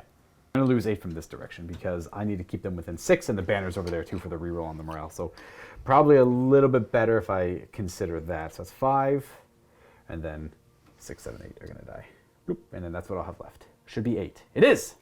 Scratch that. I forgot the objectives under him, and he gets I thought he was the one attacking. I forgot it was him. So consolidating, I got to keep that model there, so I have to pull these differently. I'll have to pull 2 more instead. I'll pull you, and I'll pull you. There we go. Keep it like that. There we go. Might as well keep the obsec on there. And then they get to fight. Piling in. 2 guys on this knight, and 3 on the paladin. There's Zangor blades. We have, they're 2 attacks each normally with the blades, so we'll have 4 attacks into the wounded knight. Hitting on 3s because we're near the shaman. I think they get the core keyword. Let me double check that. Yes, indeed, Zangor units gain the core keyword. These wound on 6s, though. with an AP of, so actually 2 wounds at -1, but I think that Nice. guy's got And the 2 that's- up. So no, this guy's got the 2 up. Oh, so that that was was on into that him? guy then. Yeah. Okay. So 2 4-ups. I do, oh, take that, 2 damage from Zangors in total. Yeah. And then we have the 7 attacks because the twist sprays over there. Hitting on 3s, rerolling any 1s, and wounding on 6s. 1 wound, but he has a 3 up because he's got that armor. Oh, he's good. That's that. So we have a morale to do on the Zangor. They're going to fail no matter what I roll, but I'm looking for a 1. Okay, so they're going to fail that. And I'm going to take the banner because we don't need him anymore. And we're under half strength, so we're going to lose on 2s here. And there's 7 remaining. And 1s and 2s they run. We lose 4 more of them. So there's only 3 left, which will be these 3 over here. Boop, boop, boop, boop. Oh, but I gotta keep the guy within 6. Oh, well, whatever. I guess I'll have to... That sucks for me, but it is what it is. I can't afford to give up the victory points. And yeah, this kind of Yeah. messes with my honor capabilities. Yeah. Them holding over there. Scarab Cult automatically passed their morale. So for scoring, Josh will complete his action. He controls this objective and the objective by the Castellan. So that'd be 2 points for that action complete as a primary. Correct. And then for yield no ground, For yield no ground, you don't have anybody in my deployment zone. so that's 2. 2. I control half or more of the objectives. Yeah, half or more of the total, and there's Imperial Knights amongst them all. And then nobody fell back or ended the turn closer to the board edge. So that's a total of 5. I get 5. Yeah, I get 5. the full 5. So Josh is at 14 to my 6, but I've scored at the end of my command phase there a little bit too. And I'm at 3 command points. Now in my command phase, I believe we'll use the Diamond of Distortion on these Zangors to give them a 4+ invulnerable save because, you know, we only have 3 left over there. And I won't be using the Warp Pact stratagem to bring back D3+1 Zangors because they're on the objective and unfortunately too far away. So it's 6 inches from a Zangor Shaman, I believe. Well, it is just a Psyker, I suppose. I could do him, but it's 2 command points just for 1 unit to get D3+1 back. Yeah, it's probably not worth. So we're going to go, after putting the invulnerable save on these guys, to the end of the command phase, which is scoring. So I'm on 3 of the objectives, but not more than the Knights, unfortunately. So I'm only going to get 8 points for that, and not 12. We're going to move on to actual movement. We're going to move this guy towards this armature. Little dude. Bloop. Right there. Chaos Spawn are going to try and bust through, or they will bust through the wall there. They're going to try and also put pressure onto this armature. I believe these Zangor are going to retreat, and they're going to fall back from that combat. Yeah, they could go up to 4 inches because of the terrain. So they're going to end up there, just outside of the intervention range of that guy. And then we're going to have... this is rather like start giving up some victory points on the primary to put pressure on a knight. If I could take a knight out, I'm in a good spot. I'm pretty much in a losing position here unless I could take out a couple of the knights here, which I don't think I'll be doing, but I got to try anyways. And we're going to have the Enlightened jump out. Boom. I'm going to just jump over there, try and hit him some more wounds, put some pressure on him, leave just the Paladin alive maybe. And then I got to figure out what to do with this Sorcerer. He's got the Umberlific Crystal, so he could disappear on his own and reappear somewhere else, but I think I'll save that for later. These Zangor are going to, they can't really do any damage to this guy. On average, they do like a couple damage. It's not worth taking the feat attacks back in addition to the more stuff later on, but I guess that means he has to shoot at them, but just back up and fire as well. We are going to advance them, however. 12, up to 12, that's pretty good. Well, I mean, this is what I got to do. So they're going to advance over there, and they're going to daisy chain all the way over here. And then just so I can get OBSEC on this objective, OBSEC on that objective, and then figure out what I need to do with the rest of this. Because I won't be able to kill him this turn. I can do some damage to him, but like that's it. Yeah, I'm just rearranging the tail end here a little bit. I can't quite get everything I need. I won't be able to do the action this turn, I think, because I'd rather be able to do the Psychic Interrogation. Because I have the 24, I won't be able to obviously perform the action and do Psychic Powers, and I don't have any units over here. They could do the action, but I think I need them to try and help put this guy down, if I can even put that guy down. If I don't, that's game. That's probably it over there, but we'll give it a shot. And I don't know what this guy's doing. He was hanging out over there. I guess it doesn't really matter. I had to move them around a little bit. And then we got to figure out what to do with these 2 characters. Move the Warlord in here. Risk him. Oh, jeez. Yeah. What are you mad lad? What are you doing? He's going to be the one to eat the Overwatch. If there's going to be Overwatch, I can't risk these guys' lives. They have a lot of attacks. Yeah, This guy's just going to jump to over here, I guess. As will this bird. Hello, bird. Well, might as well get him on the objective a little bit. There we go. I don't like it, but we're going to bring in the Strategic Reserve Zangors over here with the hope that like they charge move, get some dashing, get into Josh's deployment zone with a good charge. So you get +1 to the roll because they got the Brayhorn. So we'll see what that, if that even matters. We're going to go into the Psychic phase, and we're going to start off with the Cult of Time ability on the Terminator here to try and bring a model back. We got it with a 10. Oof. Neat. We should have 9 points because we get the one for being near this massive squad of Bray Zangors from the Shaman, who gives me 2, plus the 3 more from Buddy beside him, so that's 5, 8, 9. Then we're going to go with our Sorcerer here, who's going to try and put some damage on this guy with a lot of mortal wounds, but there is access to some ways to ignore those. We are going to start this off with a Doom Bolt. Well, that's a bad start. Well, we're going to command point it. We're down to 2. And we got it with a much better roll. Try and protect them. Calling the benevolence of the machine god, which means till the end of the phase I ignore mortals on 5s. Well, that didn't work. 3 damage on him so far. And then the Warlord trait from the Cult of Time allows him to manifest an additional psychic power this phase, so you'll be able to throw out 3 powers, and it can't be denied. Ooh. His second power will be Firestorm. Oh, off by 1 for the big version of it. That's okay. Every 6 is a mortal wound. I got 3 last time, so I'm not likely to get that many. Yeah, I'll take 2. 5 up to Shrug. Please work. We got 1. Okay. All right, stops one of them. He's down to 11 remaining wounds, and then he's just going to throw a smite out. Well, you got it. And then we're going to spend a command point on the scrolls to make it 3 mortal wounds. Ah, yes. The scrolls. The scrolls. We're down to 1 command point, and then you have a... Yeah, watch this, nerd! Boom. And then we're going to... That didn't work. And then we're going to add an additional D3 to it with Malevolent Arcing as well. So D3... So 3 more on top of it. That's 4 of our Cabal points. Only 1 more damage. Okay. So 4 total? 4 total. So he's down to 7. With only 5 Cabal points left, I can add 1 to a cast roll, or I can gain a command point with a psychic action, though I don't think I'll be doing that. So we are going to go ahead and come to these 2 Psychers over here. I was strongly... I could have brought back 2d3 Zangors and had a little bit more casting, but I would have had to give up... I don't even have a Malediction or a... You know what? I couldn't have done that. A blessing over there. So we're on to these homies over here. So we have the Shaman, who will... He's just going to perform the psychic action, Interrogation, which he gets. That's 3 victory points. Then we have 2 from Buddy Boy here. 1 will be the Glamour of Tzeentch, naturally, which we will get, and there'll be -1 to hit for these guys. And then we're going to throw a Smite out on a 6, which we get. So it's D3 mortal wounds to big guy. And big guy suffers 3 mortal wounds. Zap. 14 remaining wounds. All right. That's it for the Psychic phase. We're on to shooting. We just have the Infernal Bolt Pistol. A single shot, which hits, and no wound. Here we have the Infernal Bolt Pistol into this knight as well. I should Crack Grenade, I guess doesn't really matter. Hey, wounds, -1. Into big guy. 4 up. Ooh, would you like to read his D3 damage? No. He's going to take 2 from a Crack Grenade. Then we're going to go with...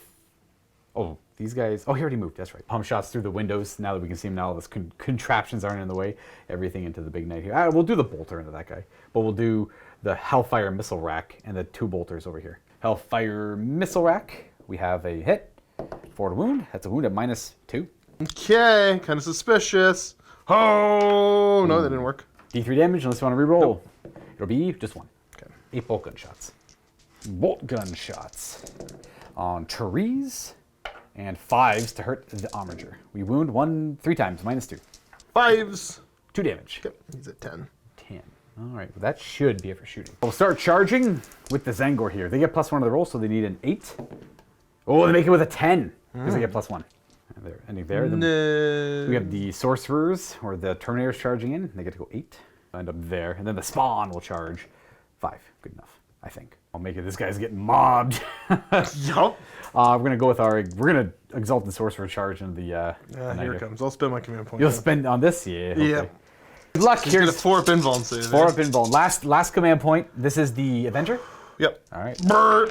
We have a pair of hits. Okay. Might get a reroll. Is that what you use on the reroll?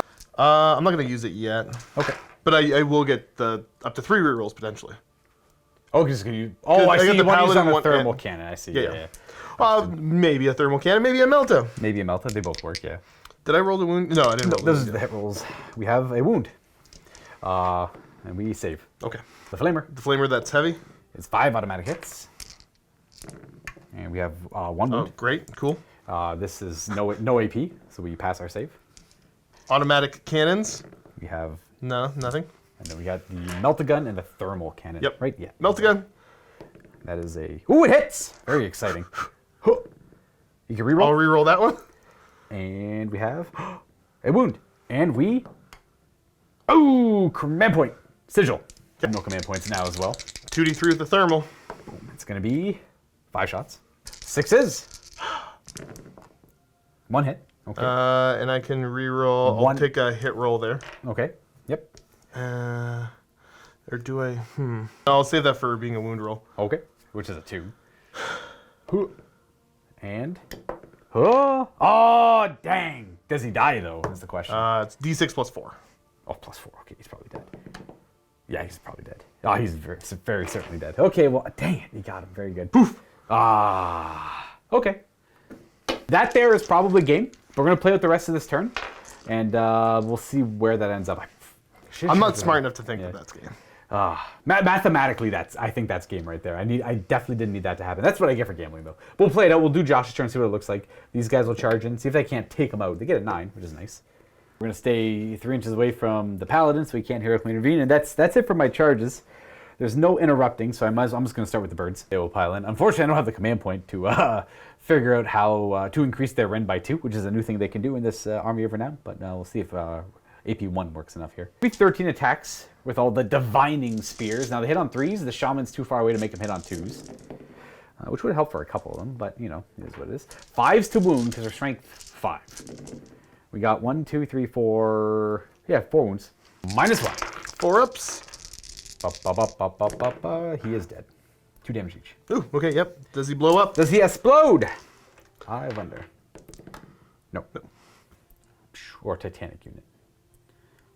And then we'll consolidate. There we go.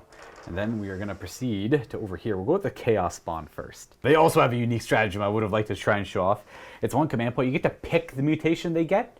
And there's something else as well, but I don't have the command points, unfortunately. So we're going to roll their mutation and see what we get. Oh, it's like, I guess they get their, I think their random attacks +1, I believe. But the mutation will be the first result. Is the AP4 attacks. And scratch what I said about it being the Army of Renown stratagem. That is Fated Mutation from the Thousand Suns Codex. I just got them mixed up because I read it earlier. So they have 2d3 attacks each for a total of 6d3 attacks. It'll be 6, 8, 10, 11. And these are going to hit on 4s because they're small. We got 4 hits. Strength 6, 5s to wound. Curse you, Spawn. A sorcerer and the regular Terminator will go ahead. 3 attacks with the 4 stave. We got a hit and no wound. And then we have attacks with the sword. All hit. And that roll again. No damage. And then we'll go with the Zangor, I suppose. I was kind of hoping he'd be dead so they can just go right down the lane. 12 guys are able to attack after they pile in. This is not going to be great. Here's the first 12. So we have this many hits. They only hit on 4s. There's no support. We have 2 wounds so far. And then the second, we have this many hits. We get 1 reroll because the Twist Bray is in there. 1 more attack, Mr. Twist Bray. There we go. And 5s to wound. So an additional 4 wounds. These are all -1. 4 ups. And that's just 1 damage each. Okay, so he's down to 6. Yeah, and you get to retaliate. Better believe I got 4 attacks on 4s. I guess I'm kicking goats. Are they goats or are they birds? Luka? Both! They're both. 1 hit. Hit. Do you get to reroll for the martial thing? Yeah, I can reroll the 1. That's another hit. And then another wound. Maybe? 2 wounds. 2 whole wounds. This is in the birds, yeah. Yeah. Invulns. Make 1, fail 1. Blech. Can they fail leadership? No. We'll consolidate after their swing as well, just a wee bit. That's the resolution of the turn. So, unfortunately, it didn't quite work out. And the end of my turn, I get 4 points for Titan Hunter so far because I killed 1 Titanic unit. And I did not deny grind. That's it. So that's where the skew in points works out because the Overwatch was very successful and it did kill off my character there. So from my scoring, I got 4 points for killing Titanic, and that's about it. I did not perform the action over here, but I did get 3 points for the psychic interrogation as well. So I get like some points. It'd be a further 3 victory points because the sorcerer got killed by the Overwatch because of Aboard the Witch. Now, Layla of the Tyrants doesn't actually kick off because I got to kill them. I double checked. I got to kill characters with melee attacks. So you don't give me an honor point, but I don't lose any because at least I killed 2 things. Correct. Yeah. The score is currently 20-20 before Josh scores at the end of his command phase. And he gets 1 command point base, but he might get... I get 2 base. And then my cunning commander, I think you killed him. Oh, because they're Mechanicus, they heal him when he's up to 7. And then the Dominus will be up to... 15. 15. He's still pretty healthy. And if I didn't say it earlier, Josh does get grind because he killed 2 of my units in that battle round. I lost the Scarab Call Terminators over here, unfortunately, and then the Sorcerer died to the Overwatch, and I only killed the 1 Knight in response. Now, the only thing I was able to pull off is no scoring primary for Josh in this command phase, because I am on 4 of the objectives in the middle. Not this one, though. True. So we got the OBSEC all spread out. Okay, I think I got this planned out. So let's see if I can actually make it work, because I don't have a good proxy base. 1 CP, full tilt. So he advances, he just gets to go an extra 6. That's what the new full tilt does. Before, it used to let you charge after advancing. Yeah. Correct. Not anymore. So he's going to move up to 14, or actually just 14, because he ignores the difficult. Yeah. Correct. So the back of his base can end it, so he's going to go touch over here. Oh, so on a 5 up, I get a command point back. Okay, I do not. That's important. Because if I did, this guy could move afterwards. So he's going to end up over. Boom. Here-ish. You want to kill my characters? My characters. Let's advance this little fella. He's out of here. Not going to be doing the action this turn. He's going to be moving forward his, up to 13. He's going to run up right up to the objective. He gets some OBSEC on it. You either re-roll that, he's off by an inch. Yep. Nope. We need more than a 1. Hey, Okay. that'll do it. So we'll just kind of... Just to get within 3. So that gets 5 OBSEC models plus the 10 over here. So that's 15 models plus OBSEC versus my, like 5 or 6 or something. Yep. He's going to go... screw you. He's going to walk right over my stuff. All right, not enough CPs to do anything crazy, because I have none left. So we're going to just go right over to shooting, because you have me trapped here. I can't get away. Right. And those aren't blast weapons. You can still fire. You might as well fire them now, because it's the only thing you can fire. Oh, I guess so. Let's fire those Terminators. Sure. You might as well. The Jerk Patrol. Autocannons first. Okay, Let's 5 see shots. Negative on a hit because they're heavy. Yep. Just 4 to hit, yeah. Okay, they all hit anyways. And then they wound on trees. And that's going to be... Would you like to reroll one of those for the martial ability? Oh, you're right. Thank you, sir. I'm always going to forget that. I need to play against Luka more. And 3 ups. Oh, he killed me. They're dead. That's it. Boom, boom. Boom, boom, boom. Absolute spite play. We move over to the big fella on the big fella, indeed. Other side. He's going to put the top guns. Boom, boom. Plus the crazy land. No, or because I could just charge in and try to kill these guys off this. Are these OBSEC? I know these are. Those little dudes are, but they're not near the objective. All right, so the Melta is going to go into the character. The shaman? Yes. 4 Meltas. And then we'll put this gun, The plasma, into these birdmen. Okay, yep, no problem there. You can see him through various means. It's just the angle might not look good, but he's touching the runes there. So And he'll put the volcano into the character. This character here? Can I target him? Yeah, no, this guy. Yeah, I can. It's the other one. Yeah, whatever. We'll put all the hot weapons into him. Okay. And then we'll put the shoulder guns into the Zangors right ahead of me. All right, gotcha. So you get sure. You got max shots for the shoulder weapons. Max shots for the plasma as well because they count as 12 models. Yep. Plasma first into those guys. No point in supercharging. Yeah, exactly. It's a good thing. We've had 6 more ones. 2s. There we go. 6 invulnerable saves. I stopped 2, so 4 die.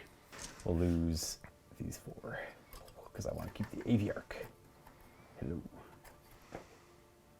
And the rest of the shots. Variety of hot guns. Let's just do the D3 Volcano Lance into that character. All right, the Zangor Shaman. That seems funny. He's going to take 1 shot. 1 hit. 1 wound.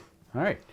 That's going to be a 5-up invulnerable save. Oh, because he's part of the this warp thing, this Army of Renown. And let's do the Meltas. Well, 1 miss. And 2. I might as well use the reroll, yeah. Yeah, I'll use the reroll there. It helps. And 2s. And you have a reroll available still. No, I think this one is either or. Oh, the martial I think ability? the paladin. Is the both. paladin. Oh, you're right, yeah. 3 invulnerable saves. I make... Well, he's dead on the 4 damage alone, on the base damage. Blech, that's another 3 points for killing a Psyker. Plus the 2 points for killing the Terminators over there, which also denies me 5 points. This is not good. Top guns. Top guns, max shots into the Bray units. Oh, wow. So fantastic start. They all hit. What's the toughness of them? 4. Okay, I think I'm still looking for 3s here then. Yeah. And these are 5-up invulnerable saves. That's going to save 3 of them and 4 die. Boom, boom, boom. 4 from over here die. Which will kill off like these 3 eventually, but we don't care about them. 4d3 autocannons. Because I assume he's just going to fire at them anyways. I don't have any other targets. 4, 5, 6, 7, 8, 9. You get max shots, yeah. Oh, they're not blast. They're not blast, no. Right. Ooh, near max shots. 3s. Oop. Not bad, 2 misses. And 3s. And I'll use the reroll here. Hey, hey. Look at that. 7 wounds. Ward. Invuln. I mean, that's 7 dead. Bye-bye. 3. We don't care about this stuff either. 6, 7.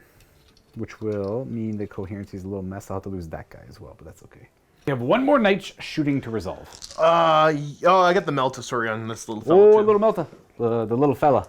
Little fella. He's got a little... Okay, it's fine. He failed. Okay. Big guy. Can I target? This guy's wide open. It's 4 vulnerable save, but... I'll throw the... How many wounds is he? 5 or 4, one of the 2. I'll throw the missiles at him. Okay, and then the battle cannon. The battle cannon will go into these men. Zangor Enlightened. And the Melta will go into them as well. They were once men. Oh, and the Melta as well. Gotcha. The Stubber, too. And the Stubber. Let's just do the missiles into your character. So it's just like everything into them, but except the missiles, yeah. Yeah. Missiles. These are the amount of shots, or? That's 3 misses. All right. Battle cannon into the Birdman. Okay, 10 shots. He's going to make an even bigger crater in the crater they're in. I'll re-roll one of the ones there. Hey. And Woohoo. 2s. All right, 1 fail, so that's going to be 7 wounding hits. And 2 5-ups. That's going to save 3 of them, but they die twice over. Boom. We have a charge right here. Yep, with the big fella. My Zangors. Oh, look at that. Boom, 5-inch move getting on the objective, and we're just going to save time. Then he'll consolidate further to these over here. I'll go with the spawn, because, why not? See what they can do. Their mutation of choice will be the second result. It's going to be grasping pseudopods. 3d3 instead of 2d3 attacks each. Aha! Look at that. 3, 6, 9, 12, 15, 18, 24. Let's do 12 twice. He's hit on 4 still. So we have 5 hits on the first one. Let's roll the second volley of hits. 5 hits plus these. Now let's take 5 of these dice. Might roll 1 more in there, but I don't really mind. Well, we got 5 hits. 5 wounds. -2. 5-ups. That is, only 4 damage. Very good. Then he gets to attack. Try to kick some birds on 5s. Birds. We got hit. That's, no. No, a T4. Nope. All right, these guys are going to do weird Zangor things, I guess. Look at them go. Let's see. It works for me. And then you'll hang out there. 2 attacks each. So let's do this twice. So we have a total of 7. And the second volley of attacks, we have another 5. Okay. So that's all 12, plus the twist ray. Haha. Look at that. 5s to wound. We got 3 at -1. Can you die? 4-ups. No, not quite. We do damage, though. Trying. We're trying. So you've got, what, 2 wounds left? 2. Nice. That's it. That's it for that. And that's actually it for the turn. So it's a damn good turn for the Knights, though. So for yield no ground, you lose 1 point because you went towards your territory. I did, yeah. But you don't control half the objectives either. 1, 2. I only control 2. Yeah, 2 of the objectives. Yeah, because this one's under my control anyways. You do owe me morale I do for what owe it's you. worth, but yeah. Exactly. They're going to roll, that guy runs, and then I have 5 more dudes in the unit here, which run away on 1s and 2s. I'm going to lose 1 more of them. But I'm not in Josh's territory, so that's 2 points. Is there anything else? I killed some psychic stuff. Oh, I mean for yield no ground. It's the don't get closer. Hold half the objectives. Hold half the objectives, and no falling falling back is a part of the 1.1. Gotcha. Not getting closer to my territory. Correct, gotcha. Oh, we forgot to talk about your honor from last battle round, but essentially you killed 2 things, so you didn't lose anything because you killed the thing in the Overwatch. Yeah. And then you didn't have have less objectives than you started with. So you actually Correct, yeah. You only gained honor because you killed a character. No, I had to kill him in melee attacks. Correct. So I didn't gain it. I thought I gained an honor, and I was super excited about it, but then it turns out I didn't. As we go into turn 3, I'm at 23 points and Josh is 27. In command point. Now for scoring actual primary, I'm on 2 of the objectives. I'm this one over here, and I control that one over there. So that's only 4 victory points, however. And that's like sadly it. Realistically, on my turn, I'll throw in the towel there because I only really have this guy left. Yep. There's a few very unfortunate circumstances for the Thousand Suns there that didn't quite roll over well into this battle round, to say the least. So are we ready for post game, or are we still? Yeah. Are we tapping out here? We'll tap out there. Yeah. I did a great job of trying to deny. I do have to the last now. We'll jump into a post game. We'll talk about like if this and that and all that, whatever good stuff. So thanks for watching this game. If you don't want to check out the post game, I guess you can go watch other videos or go do whatever else you want to do. But we'll probably end up rambling for a good while afterwards in this one. Yeah, where it all went wrong for the Thousand Suns. I could have kept getting Psychic Interrogation and casting 1 power. Would have got me 3 more points. I would have been at 9 for that one, and I probably would have lost him next turn. So that's the last one I would have gotten. And then over to here, losing those Terminators to the random like autocannon shots, because they would have gotten a 3rd model back, and they would have tried to hide as best they can, especially from this guy a little bit. I was probably going to try and tie him up with something. I'm not too sure. But if I could have kept the Terminators alive and these guys alive, that would have been 10 points at the end of the game.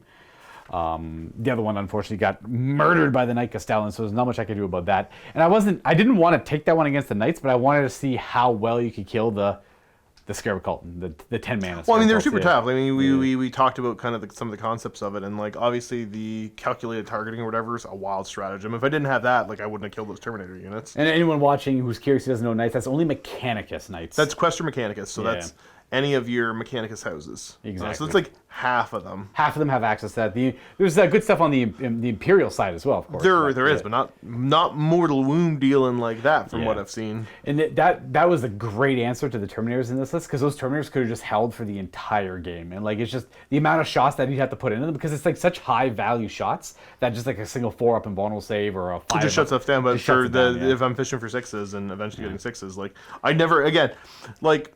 It wasn't so much like, I got to win the game to get these things. It's like I wanted just for the funniness to have this do the 6 to wound and be like 8 plus D6 mortal wounds. Go home. There. Yeah, that's a great way to tear through Terminators. Terminators right now being very, very meta for a lot of armies, especially Death Guard and Thousand Suns. Right. So you need some answer to that. Yeah, I mean, like it definitely helps.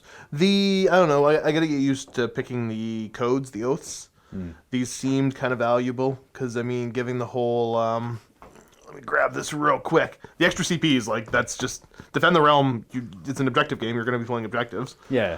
Defend the Realm seems like an auto take. It's pretty much the auto take, I think, right now. But if I can get the Virtuous, then every model counts as having OBSEC and being worth 3 more. That's cool. So I mean, like, cool. I win on objectives now. Yeah. So you're working hard to try to prevent that, but I'm playing the objective game anyways with it. The other 3 choices, Lalo the Tyrants, kind of I went with it because I figured I'd stay honored most of the time, and it gives me some rerolls, which kind of helps. But if I ever got the Virtuous, it's once per battle round. When I make an advance roll, hit roll, wound roll, or saving throw for an Imperial Knights model from the army, I can change the result to a 6. That's just the hilarious of I've got command points late with him to be like, hey, by the way, go home. Yeah, but spend 4 command points. Here's that 8 plus D6 mortal wounds. Yeah. And that's the thing, I can change the result of the roll to a 6. Yeah, exactly. So I re-roll, then I'm like, oh, that's not a 6. Bop. So I can still go fishing for it with other stuff. Correct, yeah. So yeah, I mean, like, obviously this went fairly well. There's more efficiencies that I can continue to figure out when the best things to use the stratagems. Like, that seemed to be the main stratagem to be showing off here. It was good, yeah. The first turn went like, it was a little suspicious. It looked a little sour for the Knights. They kind of just bounced off the Thousand Sun stuff. Oh, I still did okay damage, but I didn't maximize the way I want, and I cried and whatever. My rolls were kind of subpar, but I still did okay. Yeah, and then you just made up for it. You just like actually just trucked me like the second and third. The next turn, I'm like tabled me in like 2 more turns of shooting. That being said, though, it's not like the rolls were crazy good either. They just kind of averaged out a bit. It felt like. I might be wrong on that. I don't know. Luka's strangely silent on it. I don't think I got nothing to say. I got no comment. You, of course, when it comes to playing against Knights, there's much less dice being thrown, so you notice the 6s a lot more, I think. I felt it was average. It might have been. It probably was. Who knows? It's like if you take all the rolls through the game, yeah, for sure. So the first prediction, they're going to limit that stratagem to, they're going to cap that stratagem to a certain amount of wounds. Maybe. For 4 command points, it's pretty hefty. They could change the command point cost and just cap it. That's true. They could make it 2 and cap it 6. Sure. And then that automatically kind of, takes the bite out of that. It would, but it's still worth using to get those 6 more, because that's still It's still totally worth using, Yeah, absolutely. That seems a bit wild with the way it currently works. As long as I was doing it right, which seems to be that I was doing it right. Yeah. I'm curious to see what the army comps were, because I started 3 command points lower than I normally would because I didn't have enough Questoris in the list. Oh, you need 3? Yeah, or you need to have like 6 armigers or something goofy like that. I see. Okay, yeah. So there's having these guys, definitely there's limitations for it, and like they're good, but they're expensive and they cost you command points, and all your stratagems usually, if you use it on them, cost more. Excuse me. There's limitations for the the Exalted Court on what kind of bonuses they can get, because a lot of them it's there's a bondsman ability thing. That's so fair. I don't know. I've got one for the Mortan, and I'll get them painted up and like build and painted up just to have them. The Dominus? Yeah. Yeah, I've got the Dominus that, I've been begrudgingly kind of like, Well, he's great fire support. He has great fire support, but it's not necessarily how I like to play my knights. This is, I don't know if we're going to get the chance to do like a full-on review, so I'm kind of rambling right now, and I'll make sure, obviously, Luka has a chance to talk about stuff as we go, but talking about the Knight Codex a bit more, because I might end up doing a review down the road when I played more. I'm super excited to play House Mortan, because I always played them as less shooty and more like in-your-face close combat-y. And boy, oh boy, does this book seem to want to encourage you to do that on so many different things. It looks like it. They're just glancing through. There's a lot of rewards for, like, example, this game, killing characters in combat gave you honor. For sure. Or it's like characters, monsters, and vehicles, I think. Character, monster, vehicle, warlord. Or warlord, yeah. So, I mean, you could, yeah. Exactly, so, that's kind of neat. There's a bunch of other relics that are really amazing in close combat. The Imperial Knight, because there's a split. I think there's a grand total of 10 Exalted Courts you can take. 5 are Questor Imperialis, 5 are Questor Mechanicus. There's some similarities, but they are, of course, different. But the configuration of having 3 Questoris Knights and 3 Armigers, I think that fits in pretty easy, and I think that's probably going to be the way you go. They can probably do like, the amount of points, because he's like 150 more points than, like, maybe he's like 200 more points than a regular knight, I think. It depends.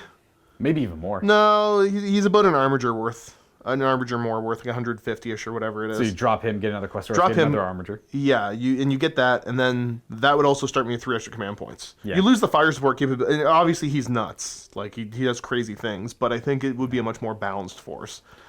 Because there's a lot of different interesting bondsman abilities. Like, if you have a Knight Warden, you can make an Armiger just worth 10 models for... 10 OBSEC, that's good. Yeah, that's really good. That's cool. He's just like, hey, little buddy, go take that objective. Say no thank you to them, please. I liked this game reminded me a lot of just how you play against knights in general. If you're not really, so the problem with knights is like if you're killing them, that sucks for the knight player, right? That like it's rough for the knight player, but I mean, like, if you're really managing to kill them, either I think they're making a lot of mistakes, or you're probably not playing very objective based. Yeah, and you're just going out of your way to really try and put them down. Which, cool, I might be able to win on objectives then. Yeah, but that aside, you're typically always just ignoring them and just playing the objective game. Like in this case, had I had a few more models left alive, had this flank not gone as awry as I would have wanted, if these guys could have lived for one more turn to maybe take a few more shots, these guys keep advancing around and putting objectives, then I could have just kept to 9 points and grabbing points, which is typically how you end up playing against knights. Yeah, if I didn't come out the gate aggressive like that, then that would have been... Ironically, I like the intricacies of this edition, but I hate that game. That's the kind of... I do not want to play that 40k game. Luckily for me, this is the only game against knights I'll ever have to really play. That's... well, I don't know about that. Well, typically we fight guests for 40k. We fight guests more and more, and guests have fun. Yeah, I'm looking at like House Mortan going like refuse no challenge instead, and I just got to kill 2 units of melee with Imperial Knights. Is that which like should be an oath thing? That's another one of the oaths. Gotcha. And as long as I don't fall back, I don't lose honor. Oh, that's kind of that could be a tricky one. That one, I don't know. I don't like that one. You might have to fall back, right? Like that's the thing. You might have to shoot that unit or. Now that being said, though, the honored ability is if I made a charge, was charged, or did a heroic intervention, I had 1 to the hit roll in combat. It's the old Mortan thing. It's the old Mortan thing, which I'm like, oh baby, because they re-roll hit rolls of 1 in combat now too. Yeah, so now it's really really good. Yeah. And then the virtuous is I can re-roll advance and charge rolls, which I don't really care about getting the virtuous as much on that one. Okay, this is fair. Yeah, that might be. That's probably gonna be my playstyle. I'm guessing. Go melee, heavy knights. Right. Yeah. So I got to show off most of the strats I was kind of pumped for on the Mechanicus side of things, anyways. Overall, I'm very pleased with both of like the armies in this game because I got to show off I just didn't get to show off the extra AP on like Zangor and Light, and I'm like, I don't care. Like that's fine. Like, that's gonna be a-okay. That's fine. I got to show off. The Bray herd's getting. It was actually good because you got to go first. You hit my Bray units, and I'm like, okay, well I'll bring back D3 plus 1 to both units, and then this one can have 2d3 more, and all of a sudden it went from like 8 strong to like 15 or 16. I'm like, that's awesome.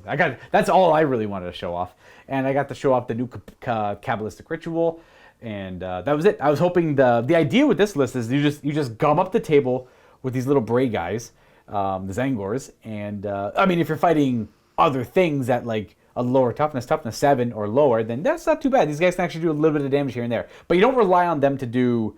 They don't carry your damage. They just stand around on objectives, act as OBSEC, keep coming back to life. They have that guaranteed 5+ invulnerable save. I do like it. It's kind of fun. There's a lot of restrictions, obviously. You lose your +1 to cast for your Psychers. That sucks. But and you also can't take from both the disciplines. You can only take from change. And you can't take any vehicles, so you can't have a demon prince. So there's no demons and no vehicles. So that's also restricted. But I think if you're big into Zangors and Thousand Sons, you could probably have a crap ton of fun playing this army Renown, and I thought it was entertaining. I just like my only gripe with it is I love demon princes, so it would feel bad not to bring demon princes. So I figured this is probably the one and only time I play this list. But I played it once. I've already caught 2 things that I missed. You missed 2 things? Apparently, if you're part of the Exalted Court, if you have a bondsman ability, you can use the 1 additional time in each of the command phases. Oh, so you can like target a second armiger? Yeah. Yeah, okay. And also, it wouldn't have mattered in this game. Oh, I could have been giving +1 to that guy. But he was doing actions. He was doing actions, but I mean, just having the option to do it's kind of cool. But it also, I think, because the paladin could have been throwing the armiger ability on him.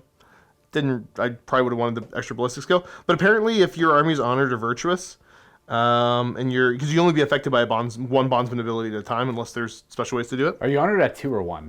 I'm honored at... You start honored. You start honored, yeah. But if your army is honored or virtuous, and the armiger is being affected by a bondsman ability, it's -1 damage to attacks against them. Oh, that's cool. I don't even think I hit him with... I don't think you missed anything in this game with... No, they would have been like 2 less damage from the Chaos Fun. Right? Maybe, yeah. So... Exactly that, yeah. But yeah, I mean, like, I'm super excited. Obviously, the Mechanicus stuff starting at extra wounds is cool. If you want to look at the Imperial side of things, because, I mean, we're kind of bouncing around over stuff. The Vow of Honor, you add 1 to advance and charge rolls with anything Quester Allegiance. And then whenever you advance or charge, you ignore any and all modifiers to the roll. Okay. And whenever you pilot or consolidate, you go an extra inch. That's cool. So, I mean, like... That seems great for this edition. Yeah, I like actually. You know what? Like, maybe I wouldn't mind trying to play against the Knights again. Just you gotta be in the mood for it. You gotta be in the mood for it. Yeah, but this, like, in hindsight, I'm like, okay, this is actually This is a pretty close game. A few rolls better my way, this could have gone all the way to turn 5 and it would have been tight. 100%. It would have been tight on points. Yeah. 100%. Just a few more. Like, honestly, just a couple more saves on those turn. Like, I think just those Terminators making those saves against the autocannons would have been perfect. That's all I needed. Honestly, one of the nice things is that you kept me honored by continually taking the objectives away from me. And you could take them back. Was that because it was? Oh, I lose the honor points. That one's weird because it's like if you end your turn, you have to end your turn with less objectives than you started with, which would be very difficult to do unless you royally mess up somehow. Yeah, I guess so. I don't know. In my mind, it made me feel better, but I guess maybe in the long run, it didn't actually make a difference. But it's just maybe, power of positive thinking. Right. It's just because you start your turn on 1, and then you move on like 3. And then you just stay on them. You don't lose them. If you're not, as Knight, you're probably not going to lose. I can't imagine how you'd lose objectives unless... So somebody runs up and just boops with an obsec. Like they pile in or do some weird stuff. That would be it, right? That would be... You would charge and they would pile in or something weird. You force me into weird situations with movement, right? Exactly. Or I make a mistake. There'd be that too, yeah. That one's not too bad. Oh man, losing the character on Overwatch really sucked too. That was like the first. It was like that, and then you killing the Terminators. I'm like, all right, that's game. That sucked. Yeah. Because before those happened, you were kind of like, I was like, this is tight. This is gonna be a close game. Because the first turn, I was like, oh no. So we want the Knights to have all their show, like all the. Well, you try to for both because yeah. I mean, like this is. Usually when we are trying to show off something brand new, we have like an army that's kind of like, here's a smelly old army that nobody cares about. We already know what they do. Right. And here's the new guys, and you know. You play and you show off all this cool new stuff. Yeah. But this one, it's like, oh, cool. Like we both have abilities. We want to make sure we're getting to show off. I knew mine would be easy because it's just bring a few Zangors back to life and that's it. That was essentially. That was like if I couldn't just do a ton of mortal wounds because I'm a bully, like that would have been really bad. That's true, yeah. It was, I was a little worried. I'm like, well, this might be a good list against the Knights just because they're all like 4-up and multiple save, single wound models. So it's like really annoying to try and shoot through. Luckily, you hate Knights though, so you weren't that worried about it. Yeah. Yeah, this was like whenever I had to play, Knights are my least favorite army in the game. Like leaps and bounds. I cannot stand them. So the idea for this game was if I was to like say I played Necrons and I lost or something, I'd be on like maximum tilt. Would you? I think so. It's like any army I'm confident with. Oh, and they kind of and the Knights kind of beat them. I'm like, no way, dude. Like this ain't letting it happen. Ain't letting it happen.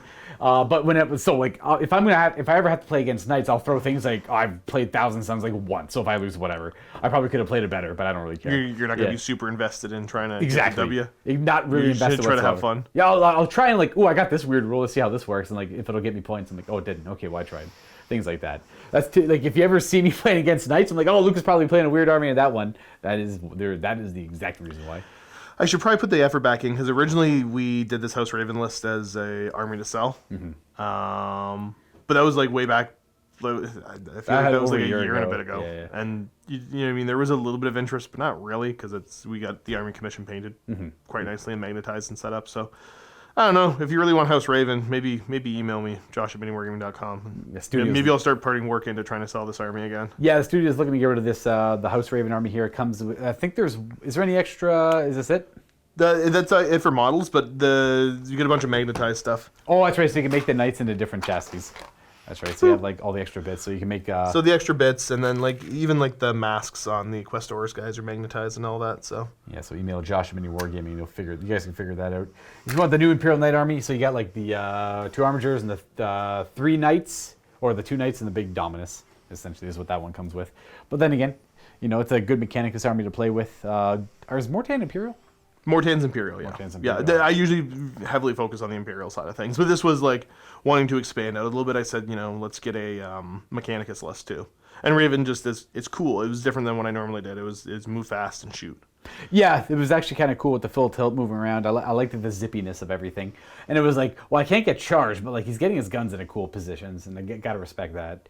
And things like that. It was realistically kind of fun. Yeah. The ability to go lick walls so that I could shoot at you still is fantastic. Yeah, definitely something I didn't consider when I was moving my characters around, but I mean, that's just the best way to learn. I'll never mind that. I'm like, okay, I'll move him over here. I'll zip over here. Like, well, I think if I had the command points, I think I've got a stratagem that I could have done mortal wounds for walking over you. Okay, I wouldn't be surprised if that was the thing. That's, There's some neat stuff in this book. Yeah. My favorite part of this game was how punished I got. I even made the active decision not to do unwavering phalanx on these guys. It would have been -1 damage to all those shots, which would have mean 1 less mortal wound from all those mortal wounds that were dealt. So this squad probably would have lived. And all I got was like a couple of... Josh made all the saves against the Wrath of the Wrong. So obviously the Wrath of the Wrong was the wrong call. I'll keep that in mind for the future. I don't think this matchup would ever happen again, so it doesn't... Who knows? Maybe that's what the people really want. The Thousand Suns Army of Renown versus the Knights. Though what I do want to do is I want to play more... I want to try and make a tougher Terminus S list. I want to try the Death Guard Army of Renown. Lots of Poxwalkers, lots of Terminators, and kind of see how that goes. So some of the neat stuff, like I said, that I've kind of chatted about. Storm Striders, you can max out doing D6 mortal wounds to a unit that you walked over, depending on how the rolls go and how big the unit is. That's kind of cool. Flanking maneuvers looks strong, potentially.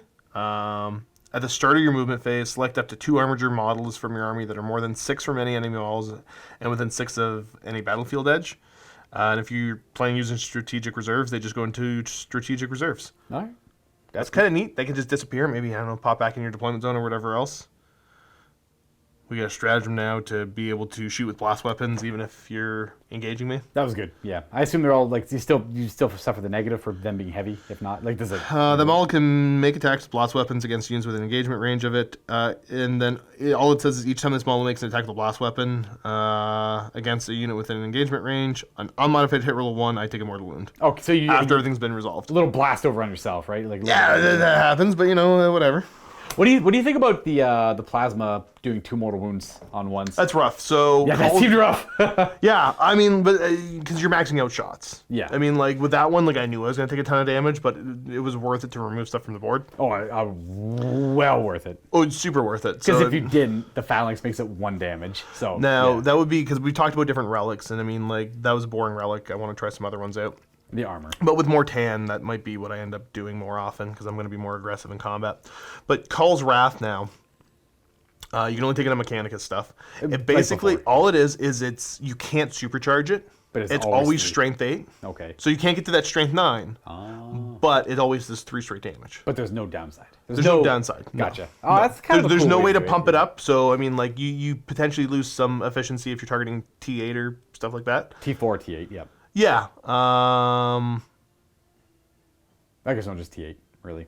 I guess just T8. Yeah. And I considered it, but I didn't really put it together with that stratagem. So that would have been a sweet relic to have. Right, yeah, that's true. Over the armor, the Sainted Ion or whatever. Armor of the Sainted Ion's cool just for that 2-up save.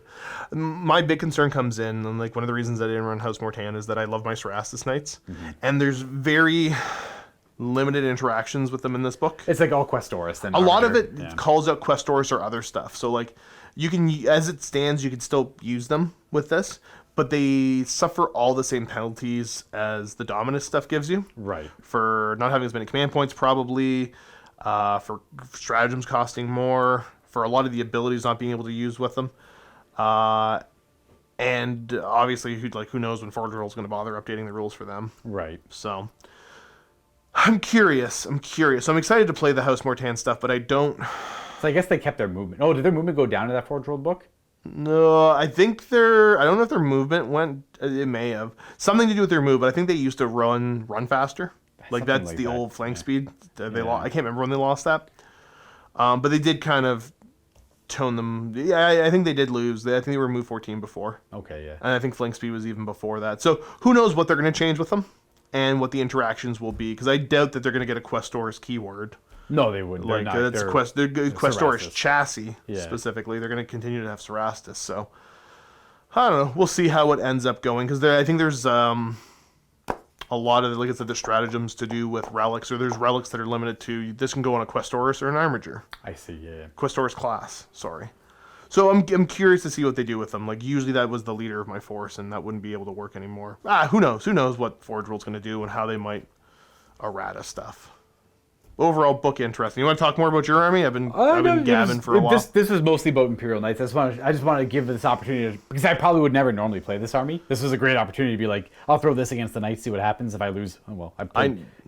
I mean, last time we played Thousand Suns, both of the Thousand Sun players were super excited. Yeah. They met each other in the comments. I don't know if you saw that. I've seen that, yeah. So that's cool. So I assume one of them likes birds. Maybe one of the two. I don't know if both of them do, but if there is one, he's probably pretty excited about this. I guess there's a 50-50 chance between the two players that one of them likes to play mostly like rubric stuff and one likes to play the mirrored beauty stuff. One would be like, I've got all these birds and I wish I could use them more. I guess I forgot to say the other restrictions. You can't use cultists either. So it's like literally only like weird mutation things. Yeah. I dig that. It's a weird army though. It is weird. Oh, Army of Renown seem really weird in general, yeah. Eventually I'll try the Freeblade stuff too, but like... Oh yeah, there's Freeblade rules and all that there's stuff. There's the Army of Renown in here too. Oh, they threw an Army of Renown in there? The Freeblade. Yeah, the Freeblade one? Yeah, okay, that's fair. To be expected. Well, not really. This is the first time I've seen an Army of Renown in a codex. I think so. Usually they're supplements. So that's super cool for the people that like... I guess that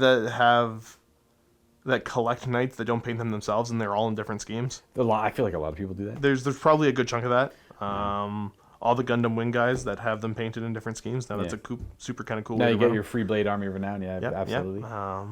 I don't know. Overall, it's a good book. Seems interesting. Yeah, it seems fun. Decent. Like, the honor system's fun, and it's just I like it because it gives counterplay to your opponent as well. They're trying to dishonor the knights and try and like deny them as much as possible. Well, it's not so they're not as mindless as they were before. Because now I'm trying to like I've got different objectives that matter for knights and are tailored to knights. But I'm also trying to. It's not just attack. Like you have to be kind of smart. You have to attack honorably. Yes. According to your oath. The oath dictates where and when you attack. Exactly, and just like to be able to go like I could fall back and just charge back in and swing first, or I could go into something else. But like you lose honor points in some regards. Well, depending on what you pick, you lose some honor points, and like moving back towards your board edge, they don't like that. They don't like that if you take that objective. Interesting. Just keep pushing forward and just stick with what you've committed to. Yeah, well, you know, you have to, like, I had that turn where I'm like, cool, like, I have to move at least one knight backwards, so I'm going to use the opportunity to move other knights backwards and regroup and go. Right, exactly, yeah. That's good. I'm happy to see what they did with them. I like the obsec on these guys, the non-obsec on these guys, and there's good counterplay to that. And I felt like I wasn't like... I felt like I was in pretty good control of my list, and Josh was in control of his list until, like, that happened over there. And then it went... But that's every game of 40K. At some point in the game, halfway through or later on, that's the tipping point. There must be a tipping point in some game, even if it's on the end of turn 5 and you fail a 2-inch run. Yep. That's like it. That's the tip. That is technically the tipping point in which you either won or lost the game. Ideally, if that happens on like turn 3, that's perfect. I think I'm like typically happy with that. As long as the game goes like 2 full battle rounds where it's kind of neck and neck, and then there's a tipping point, that's okay. In my book, I know it's different for everyone. It's absolutely different for everybody, but I mean, like, that tends to, like, I enjoy when games go like that. It's kind of when it happens right away, and it's just like, cool. Now this is just feel bad, and like, it's you're not gonna have fun playing anymore. Like, yeah, that's you can still like you can still hit points sometimes where it's like, I'm pretty sure I'm gonna lose, but I can still have fun playing. Yeah. So when that doesn't happen, it's just like, yeah. That's the rough one. I'm quasi obsessed with these Exalted Court rules. I haven't had a chance to look at them, but it sounded cool. There's the Monarch's Ward, Questor Imperialis. When another friendly noble household character is within 3 of that unit, enemy models cannot target that character with range attacks unless it's the closest eligible. Sure. Okay. Like, no, stand back. Look out, sir, for your knights. I like it. And then the Noble Exemplar is that a fight first for armigers around it. All right, that's cool. Obviously for Warglaves. Yeah, I like. There's Warglaves. The Gatekeeper. If I'm in my deployment zone, when you go to attack me, an unmodified wound roll of 1 to 3 always fails. Oh, so you're just like defending your own territory. I am the Gatekeeper. You're stoic. And it can make my armigers +1 toughness. Ooh, T8 armigers? +1 if they're within range of an objective marker. Okay, well, it's all about defense then. I like that. Cool. I don't know. There's a ton of cool stuff in here. I really like this. It'll take a bit to figure out what you really like. Typically, I'm a lot of people are the same way, but I find one thing that I really, really like and kind of stick with that for a bit. Might change it up a little bit, but it's like never as fun as like the one thing you find that you personally really like. You have some kind of personal connection to, yeah. Exactly, yeah. Oh, anyways, folks, that's it for this battle report. Josh may have a review coming out sometime in the future, but we're pretty swamped right now with a lot of stuff. So, I mean, like, who knows how it's actually going to work? The goal was to show off a certain other night book at the same time, and potentially forego like reviewing them to get twice as many games out. I don't know if that'll work or not, but that's what we're trying to do. As we record this, we don't know what the outcome will look like. Who knows? Who knows? You, the viewer who is watching today. You know. We do not. Anyways, folks, we'll catch you next time. Be sure there will be more night battle reports in the future. The time of the night is now. Be it good or bad, there'll just be some night content because it's new and relevant and fun for like the 5 of you out there who play nights. Or there's plenty of us, man. Or the 50 of you that are crawling out of the woodwork saying like, oh, I can play my nights now. Yeah, it is our time now. Our book's out. Oh, let's go ravage our local gaming stores and let's let everyone have a blast. It's like 6th edition all over again, baby. It's just, you got people sitting there with their, like, it's a Necron versus Orc game going on in the local gaming store, and they just hear, like, the trumpets in the background. They're like, what is, no. They haven't seen John in, like, 3 years. We thought he quit Warhammer. There he is with his He's 5 just models. flying in with his, like, Vespa full of Imperial Knights. Gosh. I love it. I lament for all of you at home. I lament heavily. Anyways, Wargamers, next time, happy wargaming. Bye-bye now.